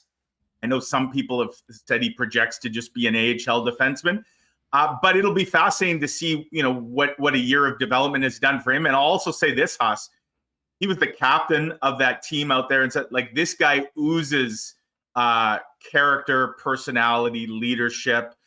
He's the kind of guy, if you're going to battle, you love to have a guy like that kind of with you. So yeah, he'll be another guy certainly on the back end when we talk. And look, we know, Huss, right now the blue line is pretty crowded within the organizational pipeline. He's not making the Jets out of camp this year, but he certainly could be an integral part of the Moose blue line. And he's a guy that'll be interesting to kind of watch what a year of pro hockey can do, to his game. Staying on the blue line, another interesting player that I'll be very fascinated to see how he, projects over the course of this tournament, but more so when we get into camp, is Dmitry Kuzmin, who's a Belarusian defenseman that the Jets took. What did they take him in the third round of the 2021 draft? Went and played in Flint last year, had 44 points in 57 games. From talking to people in and around the organization, this is a guy that, I don't want to say is necessarily under the radar as a third round pick, but someone that I think they do have some high hopes for down the road. And I think we all know that this blue line for the Winnipeg Jets will probably be significantly different in a year, certainly in 2 years. And, the likes of Kuzmin, potentially Bauer, Simon Lundmark, as well as all of the guys that had been pressing for time with the Moose last year, could very well be the core of a Jet blue line sort of 24 months from now. Well, and don't forget another guy that we won't see at the Young Stars this year because he just turned 18 and he's playing over in Sweden. But the second rounder that they got in the Andrew Kopp trade, Elias Samuelsson, there's a guy that they're extremely high on. And he's, he was 17 when they drafted him in Montreal back in the summer. Like, he's still a couple years away for sure of coming over here. But there's another young blue liner. And, for all the talk, we go back to 2018 and all the changes on the Jets blue line, whether it was Bufflin and Trouba and Myers and Sherratt, what the Jets had in that run to the Western Conference final and what they lost in kind of the year or so after. Like, the blue line had to undergo an extreme makeover, and we're starting to see the fruits of that labor. There was a real focus on drafting development of blue liners, and it's starting to pay off, right? And that what once was a bit of a weakness for the Jets certainly appears to now be becoming a strength. Do we have a Piper sighting or a Piper hearing right now? A lot of interest as to the whereabouts of Piper for today's visit, Mike. Yeah, no, she's in the backyard. I don't know if there's an intruder or perhaps a rabbit or something going on, but she's barking up a storm, but making herself known. Back to this Youngstars camp. What do you make of the goalies and maybe the goaltending situation for the Winnipeg Jets outside of Connor Hellebuck and Big Save Dave, who's on a 1-year deal, will look to sort of reestablish himself and get another deal, whether it's here or elsewhere. But I mean, is Mikhail Burden even back yet? I mean, I know he's got 1 year left in his deal. I was very interested to see what his future is because, to be honest, he didn't have a great year last year with the Manitoba Moose. And now we're seeing Arvid Holm and this Finn, Oskari Salminen that they signed last year. Just your thoughts on where the Jets are organizationally at the goaltending position. Yeah, you know, of course, for the longest time, when you got a Connor Hellebuck and he's doing his thing and, you know, winning the Vezina and nominated another time, and it's not something that you really look at as, oh, they got to start addressing. But the Jets have sort of quietly been stockpiling various prospects in net, you know, kind of one per year, it would seem. You know, the Eric Comrie, obviously, for a while was seen as the heir apparent, and that, as we know, that didn't play out now. He's going to go do his thing out in Buffalo. As for Mikhail Burden, you know, certainly some really unique tools there, but I'm not sure whether it's something that will ever translate at the NHL level. To me, a guy like Arvid Holm is fascinating. Like he's got the size, right? He's 6'5". I know just watching him the last couple of years, like he really stands out with his mobility for a big man, the way he moves. You know, so he's a guy I think that, you know, he's now a little bit older, right? He was 98 birthday, so he's going to be 25 or 24 coming up in a couple of months from now. We know goalies can sometimes take a lot longer to develop, but he's the guy that I expect is going to push for more and more work at the AHL level with the Moose this year, and certainly that, you know, he could be maybe the guy that they are looking at to potentially be a 1A, 1B kind of situation here in a few years. But you're right, Salminen is a guy they were really high on what he did over in Finland, and whether he can come here and kind of bring that. He's another guy with size, 6'4". You know, there's some interesting prospects there. And the third guy that's going to be at the Youngstars roster is the guy they just took in the 7th round. Good friend of Rutger McGroarty, as we learned at the draft in Montreal, Dominic, and I'm going to butcher the name here, Divensaitis. I probably butchered that, of course. He'll be headed back to the Ontario Hockey League this year, but he's a guy under the character. He actually reminded me a lot of Eric Comrie just in chatting with him at the draft in Montreal. A lot of just the love of the game and just, you know, everything about him, just constant smile on his face. So they do have some guys in the pipeline. Do they have a future Vezina Trophy winner percolating on the farm or ripening on the vine? I don't know, but would anybody have said, you know, when Connor Hellebuck was coming up with the Moose, like, would people have said that he's a future Vezina winner? I don't know the answer to that. You know, you never know. Goalies are voodoo, right? It's hard to sometimes figure out what you have with them. Well, you know, and while we're talking about it, and I brought up the name Mikhail Burden, you know, he'll be back presumably playing this year, presumably with the Manitoba Moose. And I guess if there's an injury, I mean, might get a call up. He still hasn't been in a game. But I really do wonder at this point what the Jets think of Mikhail Burden and his future long-term in with the organization. Of course, his KHL rights were traded, I believe, over the offseason. So that is always a potential landing spot for Russian players particularly. And, you know, how things work with the Moose, I mean, if they don't think that he's a long-term solution, do they maybe spend more time giving Holm and Salminen starts in the American Hockey League, potentially at the expense of Burden this year? I mean, listen, Burden's a hell of a lot of fun to watch, but he probably gives, listen, you got to have the defibrillator around for head coaches sometimes when he's doing what he's doing. And, you know, after a pretty subpar last year, I think he's got a ton to prove to stick around as an option in the future for this organization. And, you know, as we're seeing with this young stars roster, there's some young guys that the Jets have used draft capital on that are maybe a little earlier on in their path that might benefit more from the playing time, the limited minutes that are available, as you can only have one goalie in the net. Well, it's a great point. And, you know, the Jets don't have their own ECHL affiliate right now, Huss. So it does seem to be that there's a potential logjam there, and I'll be curious to see how it sorts itself out. Because like you say, you can only play one at a time. And there's a lot of guys, it would seem, who need to get, you know, some reps. And where are they going to get those reps?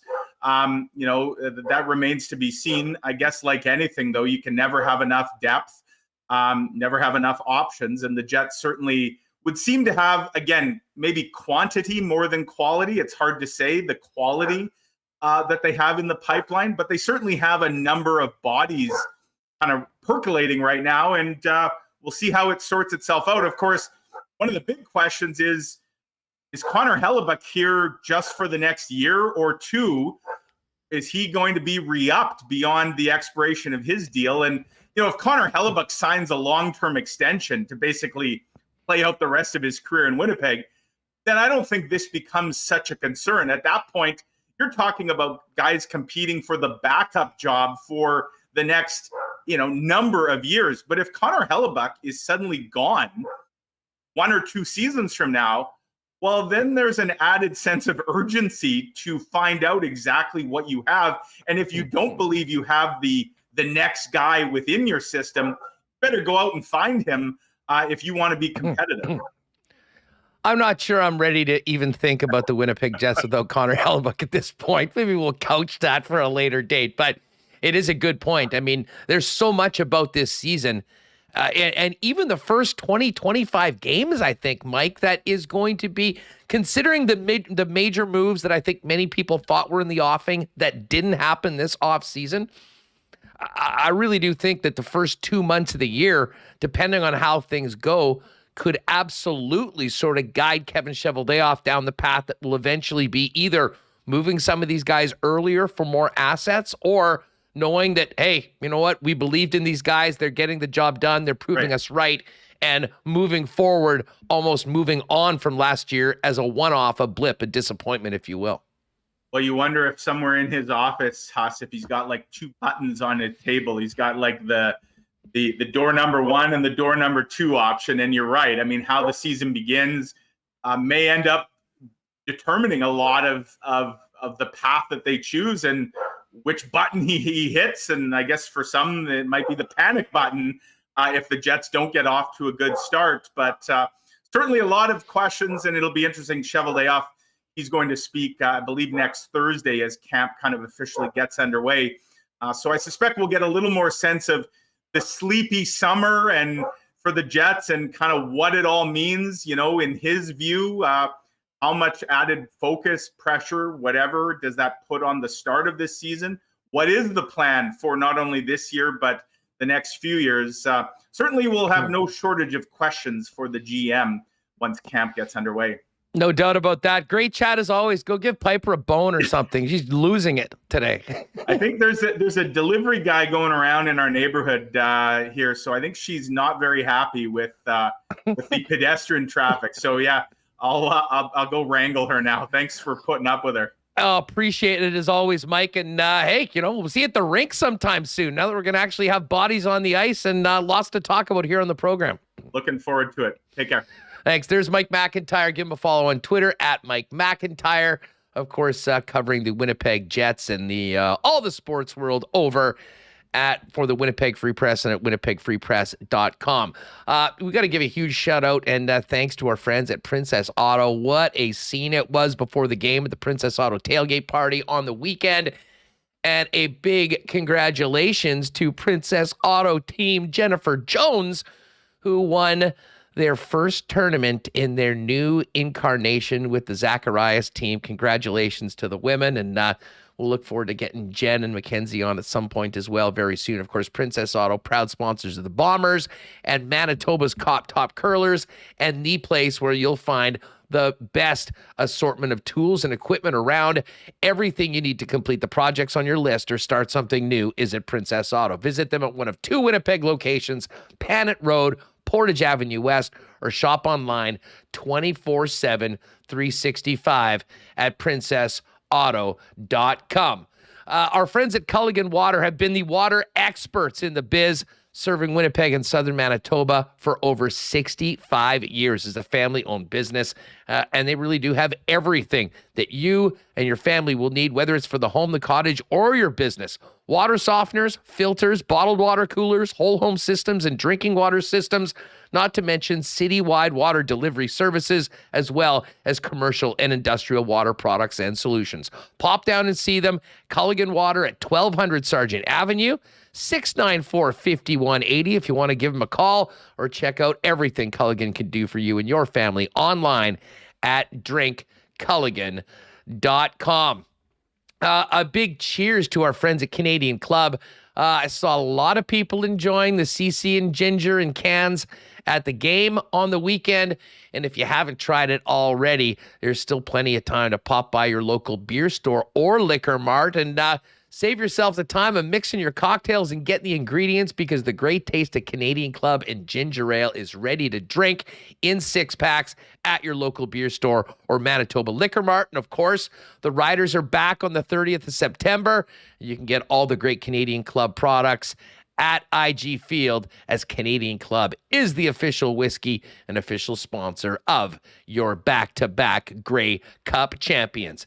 And as I mentioned right off the top of the show, great night last night watching Monday Night Football at Boston Pizza. Going to be a great, great year this year. And we entered in for 2 awesome grand prize trips for an NFL weekend in Vegas. A couple great games, too. First trip's going to be given away in early November. It's the long weekend with Remembrance Day. You'll see the Raiders and Colts, plus the Golden Knights and the Blues on Saturday night. And the second trip is New Year's Eve weekend, Raiders, 49ers, plus the Knights and Predators on New Year's Eve. Watch the NFL and enter to win at any Winnipeg, Selkirk, Steinbach, Morden, and Portage Boston Pizza location. Make sure to enjoy delicious Boston Pizza flights, cold beers, and more with Monday Night Football at your local Boston Pizza. Well, at BP, there's a few folks that got in. I was more wings last night. I love the BP wings. But there were a number of people trying their entry into Burger Week. The dill burger looked amazing.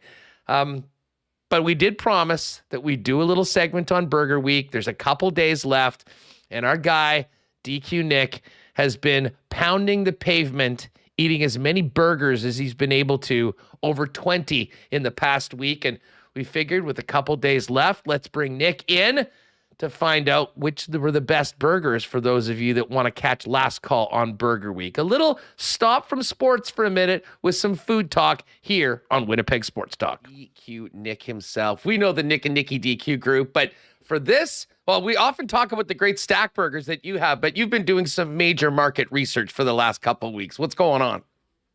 Thanks for having me, Huss. Yeah. Took a break from the DQ burgers for a week and just been crushing the Burger Week burgers. We were talking at the Banjo Bowl, and we were figuring maybe we'd do this at the end of last week, but you had a few more targets that you wanted to get to before you've come on. How many burgers have you had in the last 9 to 10 days, and how's the gut doing? Gut is starting to feel it, I'll be honest with you. Did hit the gym the last couple of days, though, that was just mental. But having said that, I'm at 23 in 9 days. So I'll be honest, a couple of those have been split because I always do a little burger tour with the guys, and we hit 5 or 6 locations and split them. So it's, so it's achievable. But yeah, 23 as of last night. I might do 1 or 2 more, but I think I'm pretty much done. Getting close to the finish line. Well, yeah. Listen, we appreciate all this market research because there's a lot of people that maybe had one. They realize, they've only got a couple days left. We figured we would get a true expert in here to fill us in on if you only have 1 or 2 left in you, where you should go. Now, listen, before we get to your 5 favorites of what you've tried so far, give us 1 or 2 that might not be on the top 5 per se, but that stood out for some sort of reason. Maybe a wild or wacky burger that you had to try. Well, 529 was back, so I got a lot of action on the 529 burger, the classic $100 burger. I'll be honest, it was good. You could taste the ingredients, you could taste the quality, but it was a little much. It had a whole bunch of lobster, some foie gras, a tenderloin. All the components were good, but together it was just a little much.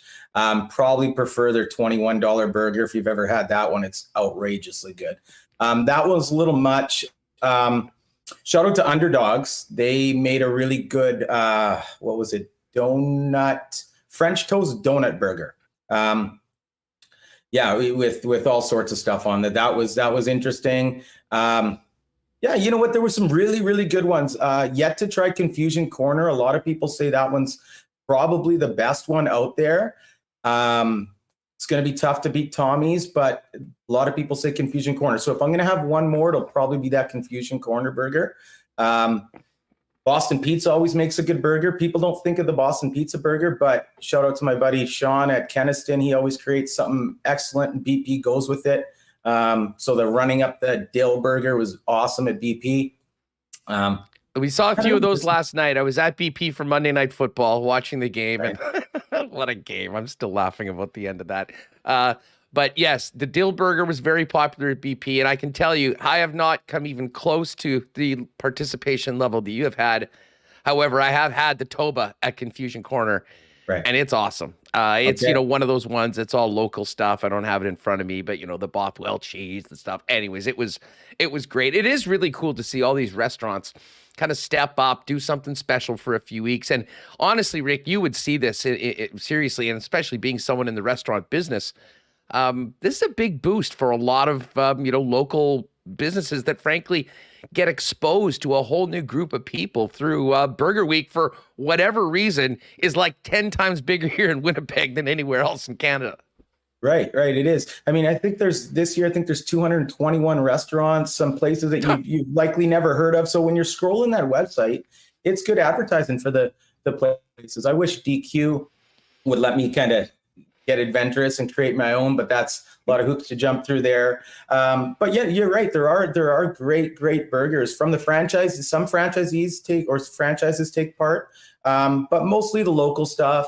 And it's great. So some guys are pumping out 50, 100, 200 burgers a day. So, at the prices between, $13 to $25 a burger on average. That's good revenue. So it's you're right. When the restaurants really need it, Yeah, a combination of both, some great income and, butts and seats, basically, but also hopefully exposing some of these, to people that hadn't heard about them or hadn't been them before, and maybe they'll become regulars. All right. So, you've basically, you have to be near the top of the food chain just getting through 10%. So obviously this is not, there's no one, I don't think, that can justifiably say they've come even close to getting all 221. But you've hit 23 of them so far. Some of your favorites. Let's go with a top 5-1 DQ Nick Burger Week power poll on WST. Bring up my list here. So I would go at number 5, the Fourth Line Burger, a little place in St. James, little hole in the wall behind Sev on Sturgeon. Great little sports bar. Little garlicky type burger. If you like garlic, hit that one. Brazen Hall, always do it right. They're a top burger. Chris Kapansky's great at it. PVC Eats, it's a food truck that's parked at Barnhammer. They make unbelievable burgers. That's right up there. I've had that. I've had that before. Just quickly before we move on, what was some of these ones that you mentioned? What sort of stood out on the Brazen Burger or the PVC one? How did they get into your illustrious top 5 list? Well, it's just a quality burger. It all comes together. You can get all these ones that have, I don't know, chunks of ham on it or pineapples or whatever, and it doesn't necessarily. It's better than not having a burger, but it's sometimes it doesn't go together, right? This PVC Eats one, Oh, it was, I don't know, it was just unbelievable. All the flavors. It was a big burger, really juicy, things coming out of it everywhere. All these burgers are quite sloppy. The Brazen Hall burger, it had a bunch of dusted onions, fried onions. I think that was a theme this year on a lot of burgers. You see the fried jalapenos, fried onions, all that kind of stuff. But then you have, if you really, really like spicy, the Leo's on Academy has this ghost pepper burger. The burger itself is unbelievable, but then you dip it in this ghost pepper it's like a jus. Oh, it's incredible. I'm a spice guy, so that it was a must try, and it hit it out of the park. Nicely done. Yeah. So so you've got these top three. We're now down to the final two. What is the runner up? What is the silver medal from DQ, Nick? Well, you know what? I would say, and it's a tough one. The Cork and Flame Burger in St. James. I mean, most people haven't heard of the place. I don't frequent it often, but again, that spice level. They had this ghost pepper burger. It was kind of like oh, there it is. Remis has it up. The Flaming El Diablo burger. That's right. Yeah, it's unbelievable. So it's try it. I would pre-order that one. And then the number one burger. I think he's right now second in Canada for rating. So go on and help him out. Rate for this burger, but go try it first, then rate it. It's the Tommy's on Corden. It's like it's the best fat boy Greek style fat boy burger you've ever had. I mean, it truly is. It's a high-end burger. It's big. It's loaded with chili. It's got some spice. It's got all its little dusted onions and all that stuff on it. Yeah, the chill the F out. Yeah. So it's and Tommy Schneider. Yeah, he's great patio. He had me out to try it before it even hit. It's still held up to being the number one burger. Oh, well, I can tell you, I mean, that's right down the street from my spot. And when it is open throughout the last 10 days, I mean, there's just been people waiting outside. The patio's been full. And it's cool because, I mean, that's a place, the pizza's awesome. But, it would never normally be this busy. And it sort of is what Burger Week is all about. And then with word of mouth, people hearing about, how good some of these things are. I think a lot of people going to check it out. And heck, I mean, you could bang out the Tommy's and Confusion Corner right down the street from each other. And then, of course, Smitty's is around, the BP. There's a lot of other ones if you want to come to this area to get it on. Nick, this has been fun. How long will you take off of burgers once Burger Week is over? When will the next burger you eat be once this journey is over? Well, I'll probably take a couple weeks off and then get back to the DQ burgers. But truthfully, I don't like, if I go to a restaurant, I'm more of a taco guy or something like that. I very rarely eat burgers because of Burger Week. So I do enough during the Burger Week and try the DQ stuff I got to do the quality control, of course. So we got to have one every now and then. Hey, listen, I'm here for quality control work too. If you need me to come in, the stack burgers are incredible. We've been killing them all summer long. And again, hey, this is so much fun. I mean, we obviously talk to you all the time. We appreciate the support and what you and Nick and Nikki are doing for us. But we had to have you on. I mean, there's no one that has attacked this challenge of Burger Week more than you. And this has been a lot of fun. I will look forward, though, to just getting back to the stack burgers as soon as Burger Week is over. And, of course, one of those great blizzards, too. Nick, thanks so much for doing this, man. Thanks for the support. And, man, take a nap after these burgers. I think you might need one. Right away. Thanks for having me, guys. Appreciate it. All right, great stuff with DQ, Nick. I'm hungry just thinking about those burgers. And you do have a couple days left. I believe Burger Week ends after Thursday. So consider yourself educated on some of the best ones that he's tried and get on out there and enjoy. A perfect time to give Nick and Nikki a big thanks for their support of Winnipeg Sports Talk. Of course, Nick and Nikki came on with us right out of the gate and have been with us ever since. We really appreciate it. And I know how much our Winnipeg Sports Talk listeners have loved supporting the sponsors, heading out to any of the 4 Nick and Nikki DQs, DQ Niverville, DQ Northgate, DQ Polo Park, and DQ St. Anne's. I know he's going to take a little bit of time off burgers. The DQ Stack burgers are amazing. If you haven't had one in a while, try them. You will not be disappointed. And of course, we've still got some nice September weather here. Perfect time to get the fam out for a blizzard. Kit Kat blizzard isn't available. My still the best one, Reese's Pieces cookie dough blizzard. But plenty of options for you. And if you do need a cake for an upcoming event, get a DQ frozen cake, ice cream cake. DQ Manitoba on Instagram. If you want to hit them up, they can customize it for you and get ready to pick up at any of the 4 Nick and Nicky DQs. And a big cheers to our friends over at Little Brown Jug. Still lots going on at Little Brown Jug out in that beautiful patio, live music, other events. But the star of the show at Little Brown Jug, of course, is the beer, the iconic 1919, as well as a number of their great summer offerings. You can try a bunch out with the Good Times Variety Pack right now. Or maybe the best bet is to go sample them for yourselves down at the beautiful tap room and brewery on William Avenue, as well as the great patio, which hosted our first ever sports trivia night for Winnipeg Sports Talk a couple weeks ago. And hey, if you're not able to get around there, of course, you can pick up Little Brown Jug at your favorite beer store or order online for citywide delivery at littlebrownjug.com. We've got the Coolbet lines coming up. And we also have Assiniboia Downs live racing. We'll get to our picks in a minute. But don't forget, just 6 days left of live racing on the season. And there's some big mandatory payouts to be given away as well. All that information is at asdowns.com. And we'll have to get Double D on Darren Dunn on for the at the end of the year to wrap things up. And it really has been an amazing, amazing year at Assiniboia Downs. And if you're not able to make it out to the races live on Monday, Tuesday, and Wednesday night, you can always bet like we do at hpibet.com on both the Assiniboia Downs and tracks from around the world. We'll get to our picks in a minute. But Remo, let's get to our Coolbet lines for today. And I guess the Blue Jays are right in the middle. I should throw this up right now. Doubleheader today. Manoah was supposed to go early, but he has been pushed back. Apparently he's got some sort of a stomach problem, stomach flu. Jays down 4-2 in their game right now.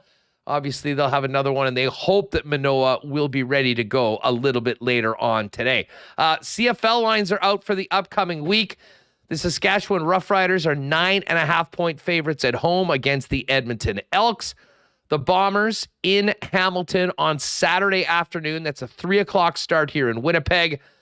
The Champs laying 8.5 points in Hamilton to take on the Tiger Cats as a big road favorite. And the final game, BC Calgary. What a matchup this would have been. Unfortunately, Nathan Rourke is out. Will Vernon Adams get the start? We'll see. But the odds makers certainly like Calgary as a significant favorite. Calgary 6-point favorites right now over the BC Lions. And our weekly look at the futures in the CFL. Bombers still a very short favorite, plus 114 to win their 3rd consecutive Grey Cup. Calgary second at plus 450. Toronto 5-1. And BC now without Rourke 6-1 to win the whole thing. And your NFL lines are up.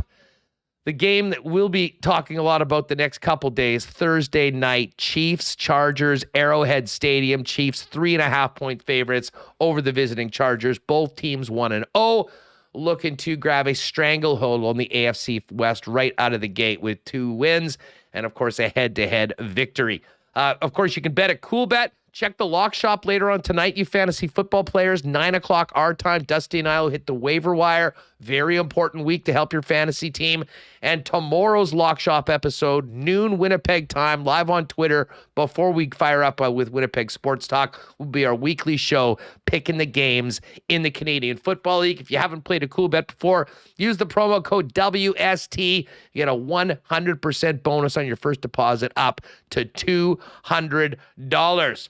All right, Remo, I am quite looking forward to you telling us about the toilet, but I think we should get into our Assiniboia Downs picks first. As I mentioned, some big jackpot. The jackpot 5 has to go.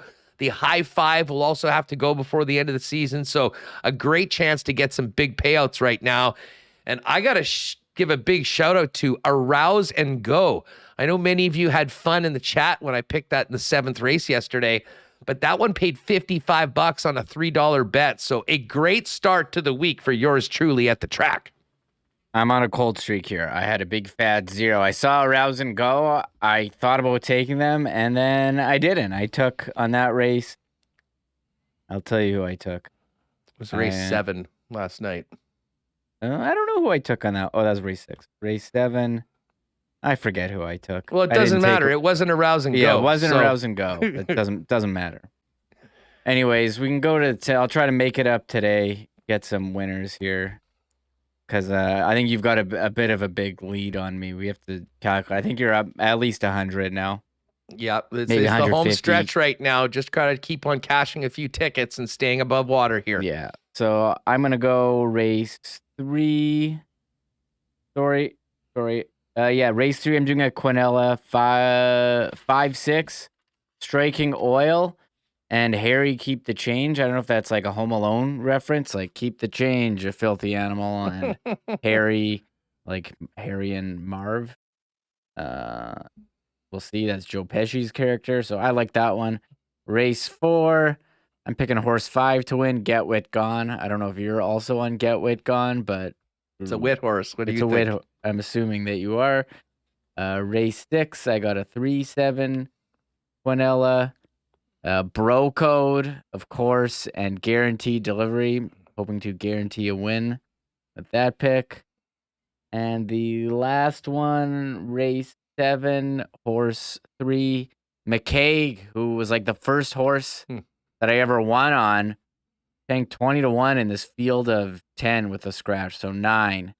Well, and it's nuts. And if you click on McCaig, just quickly click on that ring, you'll see won their last 2 races. Yeah. If you go down to show that up. Like number 1 in a 1 mile, number 1 in a 7.5. Yeah. This one is a little bit longer. So tell you what, I don't know. I'm sure that number will probably be shorter by the time it goes off. But I may as well go backwards. I too am on McCaig to win. Through to Toonie down on that. In the 6th race, I'm going with Bro Code just to win. No Quinella. In 5 is the one I'm going to drop my triactor box. Zebo, Going Commandy, and Dabby Devil. That's the $6 bet. Of course, I'm on Get Wit Gone in race number 4. And in race number 3, going with the Quinella as well. 2-4, Uncle Mo's Cat and Chitin. So there you go. There are our picks last night. Great night. I won... What was it? It was 20 in, and I think I won 60 some. So yeah, I was plus 42 to the good. So hopefully we can make that happen. And again, looks pretty nice outside. Might be a great night to pop by the track. No football for the next couple days. Back at it with the Chiefs Chargers on Thursday, and then another big weekend coming up. So a great option if you're looking for something to do tonight. All right, Reem, before we end the program, I teased this at the beginning. But we got into this a little bit for folks that maybe missed the show a couple days ago. Coming out of the weekend, there was an incident in and around your house that you've been dreading dealing with, and today, from my understanding, it was finally dealt with. Fill people in on the situation if they missed it first, and then we'll get into what transpired today. Yeah, I think this was Thursday or Friday's show. I came out after the show, threw out some garbage, and someone had foisted a toilet in a cardboard box. I'm assuming it was the box for the new toilet they put in. Put it next to my garbage can. And like I don't know who did it. I didn't see anything. So now no clues? So now it's up to me to deal with it. I want to put in as little time and effort as possible to dealing with this. It's not it's someone mine. else's toilet. Someone else's toilet. The fact that it's disgusting, but it's just such a douche move to do, leaving the toilet. So, I don't know. This is on your mind all weekend, I'm sure. What are you going to do with this damn toilet? Well, it's there every time I go. It's like blocking my driveway. I had to like get around. I almost backed up into it. I didn't even want to move it. Like, I don't want to touch it. It's a toilet. Like, this is gross. So I DM'd the city. And they got back to me, and they basically told me, yeah, I have to go take it to the dump. You know, I posted in a community Facebook group. Nobody owned up to saying it was there. Did you really? You took it to Facebook? Of course. It's a community Facebook group. Yes. Someone, I think there was one. What was the message? Did anyone lose a toilet? I came out to take out my garbage, and there's a toilet in a cardboard box, and it's not mine. Yeah, there was one Winnipeg Sports Talk listener in there who didn't agree with some of my Jets takes. I don't know, maybe he's a suspect, but so I left it out by the garbage yesterday, and praying, maybe the garbage guys would be nice and throw it in the back of their truck. They did not. So I was like, all right, I don't want to look at this thing anymore. I loaded it into the back of our SUV, took it to the dump. I get there, I'm like, guys, I'm just dropping off this toilet. Like, it's not mine. Just foisted on me. Put there, like, where'd it go? He's like, it's up there around ceramics. I take it out of the car, and it's just me. It's heavy. My wife offered to go, and I'm like, you don't need to waste your time on this. Like, I want this to operation. No, yeah, this is not the time. This is not your responsibility. And I got to the ceramics, took it out of the car.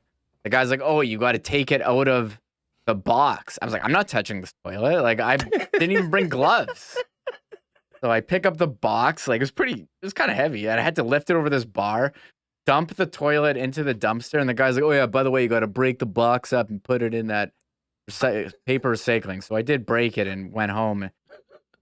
I mean, the drive was good. I listened to Howard 100. They were talking about the Emmys last night, which I watched. But it's just so degrading and emasculating knowing that someone just dumped their used toilet on me. And like a sucker, I just went and drove it out to the dump. It's disgusting. I'm so embarrassed that that's a big L. That's a big L. But I mean, what were you supposed to do?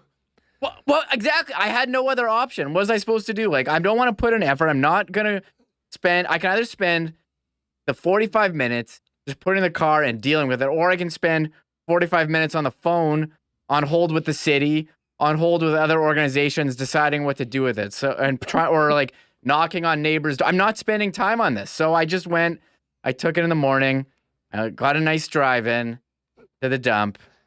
It was horrible. Like, it's just, now what? Everyone who listens to the show is going to be like, yeah, I'll leave their garbage next to my garage. And yeah, like a dummy, I'm going to take it to the dump. Well, listen, the investigation is still open. The investigation is still open on where this toilet came from, even though it has been dropped off at the dump. It's completely degrading, that drive. It was we've heard of the walk of shame. This was like the drive of shame. This is a huge missed content opportunity for Winnipeg Sports Talk. You should have been mic'd up. I should have had a camera. I thought about videotaping me chucking it in. It's kind of, they have that dumpster. I love throwing stuff in the dumpsters at the dump. I've had to go there before. And you throw it in and it either breaks or makes a large sound. It's kind of cool. But like, it was just knowing that anyone now is going to know that they can leave garbage. It's a bad precedent to set. Bad precedent to set. Really bad. I'm worried now that people are gonna know. The net guy who dumped the toilet was like, well, if I have to take something, I'll just drop it off at this guy's house. He's gonna take it for me. When was the last time you were at the dump? I think December 2020. We did a big clean out because that's what you did then in the pandemic. Yeah, that's what you did. You couldn't do anything. Throw shit out. That's what I did. So I think that was the last time. Yes. Well, no, Remo's waste removal, it was hoisted on him. There will not be a waste removal service going forward from Winnipeg Sports Talk. Jeff's in chat. He says he's found his next investigative. Yes, project. Exactly, Jeff. The investigation is on right now. What is going on? Where did this toilet come from? And you know what? You might need to just add another camera, as Gregory Liverpool said, to have some footage. I know there was an Amazon incident, but cameras, you had that. You obviously was able to get that. What are you going to do? Like, get the footage of them, and then guy stole my Amazon package from my front door. Thankfully, it was only a pack of Sharpies, so jokes on them, but... Well, what are you going to do with it? You're going to go straight back to your Facebook group. And, isn't that what Facebook's for? Outing members of the community for doing shitty things like dropping a used toilet behind someone else's house so that they have to dispose of it? I'll just say, like, if you're Like, you got to be a real jerk to do that to someone. Like, go throw your own garbage, please. I don't know. That is absolutely true in a great way. I'm still mad to finish about the it. program. I see, folks. This is why I didn't want to get into this until the end of the program, because I knew Remo would get so bent it would be difficult to continue the show. So it was a perfect thing to do at the end of the program. I had to talk about it. Like, I guess, is there a support group for people who had toilets left by their garbage? Yeah. We're starting one. I never go on Facebook, but I might have to just go in so I can see this post and some of the comments. Stir some things up. People online. were laughing. Well, normally, and the posts in the community group, were about things getting stolen. I had the opposite. I don't know if I'd rather have something stolen than had to be forced to drive to the dump. It was horrible. Well, Hammer's on the case right now. I look forward to updates on the search for who vacated the toilet. I don't know. And forced Remis for an unplanned trip to the dump. Wasted 45 minutes. I could have been doing social media stuff for this show. TikToks or something. I could have been making TikToks. And there is a new one today, so check our Instagram and TikTok. Perfect thing. Great reminder. It's not just sports talk. We've had food takes, and we have an investigation into a toilet incident in suburban Winnipeg, Manitoba right now. Make sure you hit that red subscribe button, folks, if you haven't already. Tell a friend about Winnipeg Sports Talk. Show them how to subscribe to the channel and join us every day. And, of course, for you podcast listeners, we really do appreciate it. If you could ever give us a 5-star rating and a little review at Apple Podcasts or Spotify, that also goes a long way to helping us out as well. And as I said, we've got some actual stuff. Like, we're going to have rookies skating tomorrow, training camp next week. Marat's back this week as well. So I am looking for these next couple days. Jackson Jeffcoat, I think, is going to be jumping on the program with us in a couple days, or tomorrow as well. And Jamie Thomas tomorrow to set up the trip out to Penticton for the Jets rookies on the roster that we talked about today. Yeah, a couple things. I want to see the picture of this toilet. I'll pull it up real quick. Yeah. I didn't bring. I just did a quick. I didn't bring gloves, which I was regretted when I had to take it out of the car and dump it into the thing. I do want to touch on a couple items quick before we wrap up. This is the toilet in the box. This is it. They put it in a. Thankfully, it was in a box. If it wasn't in a box, it would have been. I had to put this in my car. And then I started thinking about what someone I don't know did to this toilet while it's in the back of my car. That's what I'm thinking of. How big dumps did someone take on this toilet? It's in my car. At least if it's my own toilet, it's you like your own. But still, this is horrible. No one deserves that. No one deserves what you've been put through this week. I agree. I agree. No one deserves. No one should have to deal with what I dealt with this morning. Well, okay. What did you want to get? How were the Emmys last night? Well, no one slapped anyone. That was good. We didn't have any slap incidents.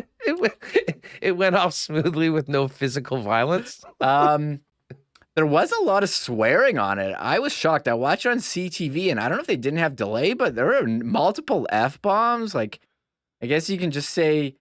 You can just say shit on TV now, and even the F word didn't get beeped. I was shocked.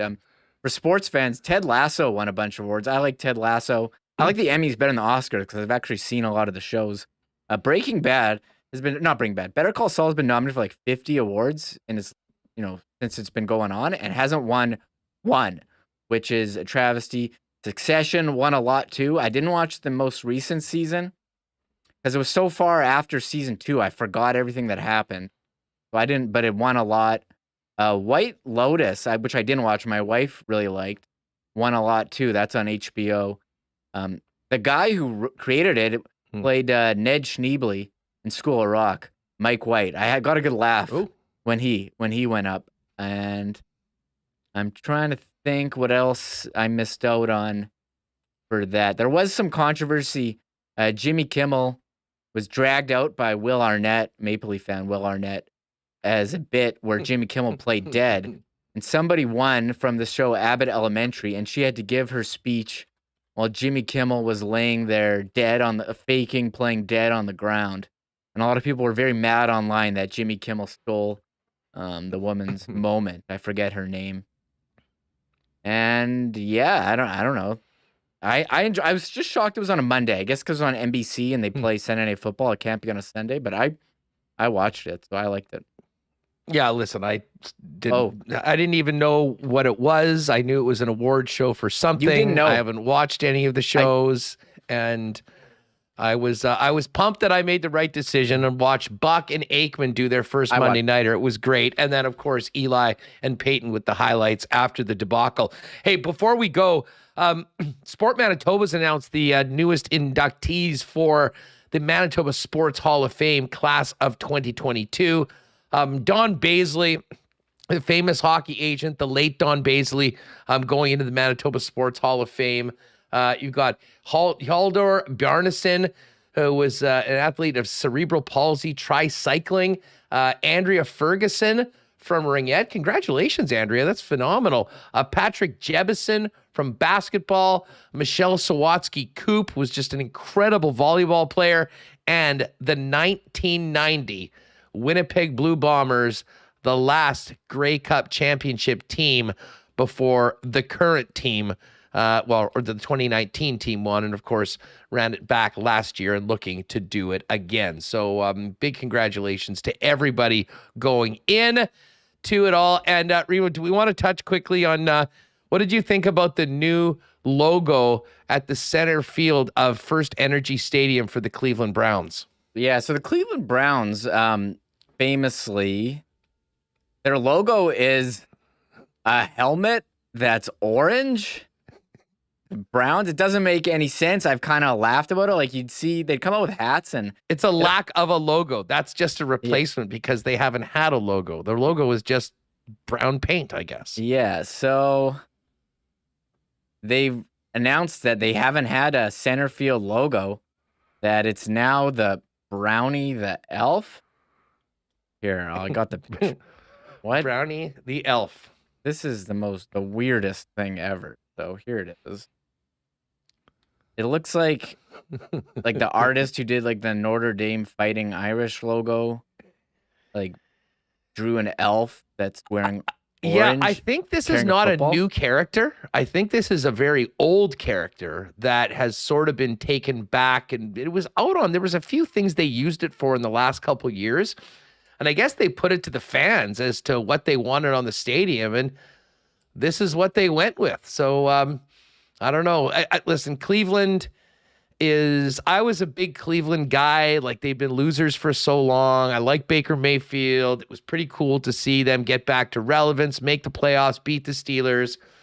But I'm out on Cleveland now. This whole Deshaun Watson fiasco has been something else, although they do have a heck of a team. I mean, they've got a great defense. They've got an unbelievable running game. And, of course, beat Baker with that 57-yard field goal at the buzzer on Sunday afternoon. But Brownie the Elf, new marketing opportunities for the Cleveland Browns. Everyone's going to see this, and some people will want it, and some people will be going WTF. Yeah, I was more WTF. I thought this was terrible. It didn't belong. But then I looked at the comments, and a lot of people loved it. And I was like, am I taking crazy pills here? Like, could I possibly have a wrong opinion on this? And I was like, no, it's everyone else who's wrong. It's not me. This sucks.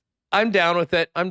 As I said, I mean, we're not talking about replacing an iconic, incredible logo with this cartoon. It was essentially they're doing something now. So good luck to the Browns and all of their faithful suffering through what will probably be another long season, although they're 1-0. And I think from what we saw in the AFC North this past week, the Ravens are good. We'll see what happens with Cincy. That was a pretty ugly start, and the Steelers are always going to be a tough out. Folks, we got to get out of here so we can get these podcasts up. Fun show today. Thanks to Mike and Scott, and of course, DQ Nick for coming by as guests today. Big thanks to all the sponsors that make this show each and every day. Fantasy footballers, if you want to join us tonight, Lock Shop 9 p.m. on Twitter, or subscribe to the podcast. We'll help you out with some waiver wire hits for the very important first week of the waiver wire heading into week 2. And coming up over the next couple days, some great shows. Tomorrow, we're going to have Jamie Thomas, tee up the Young Stars event. And it's been a minute. Murat's been on holidays. We haven't talked to Murat in a while, so we'll get Murat, and Jackson Jeffcoat's going to join the program. And then Mo Khan's coming back as well later on this week. Brandon Rewicki, and of course a busy Friday show. Hoping to have our guy Ted Wyman come on, talk a little Bombers, and Ken Weep with his weekly visit as well. For Michael Remis, I'm Andrew Paterson. Thanks for being with us. Make sure to hit that like on the way out, and make sure you're subscribed to the channel. Tell a friend about WST, and join us tomorrow, 1 p.m., right here on Winnipeg Sports Talk Daily. Have a great night. Oh, my God! Oh! Shut it down! Let's go home! Thanks for tuning in to Winnipeg Sports Talk Daily. Make sure to subscribe on YouTube and your favorite podcast feed at winnipegsportstalk.com.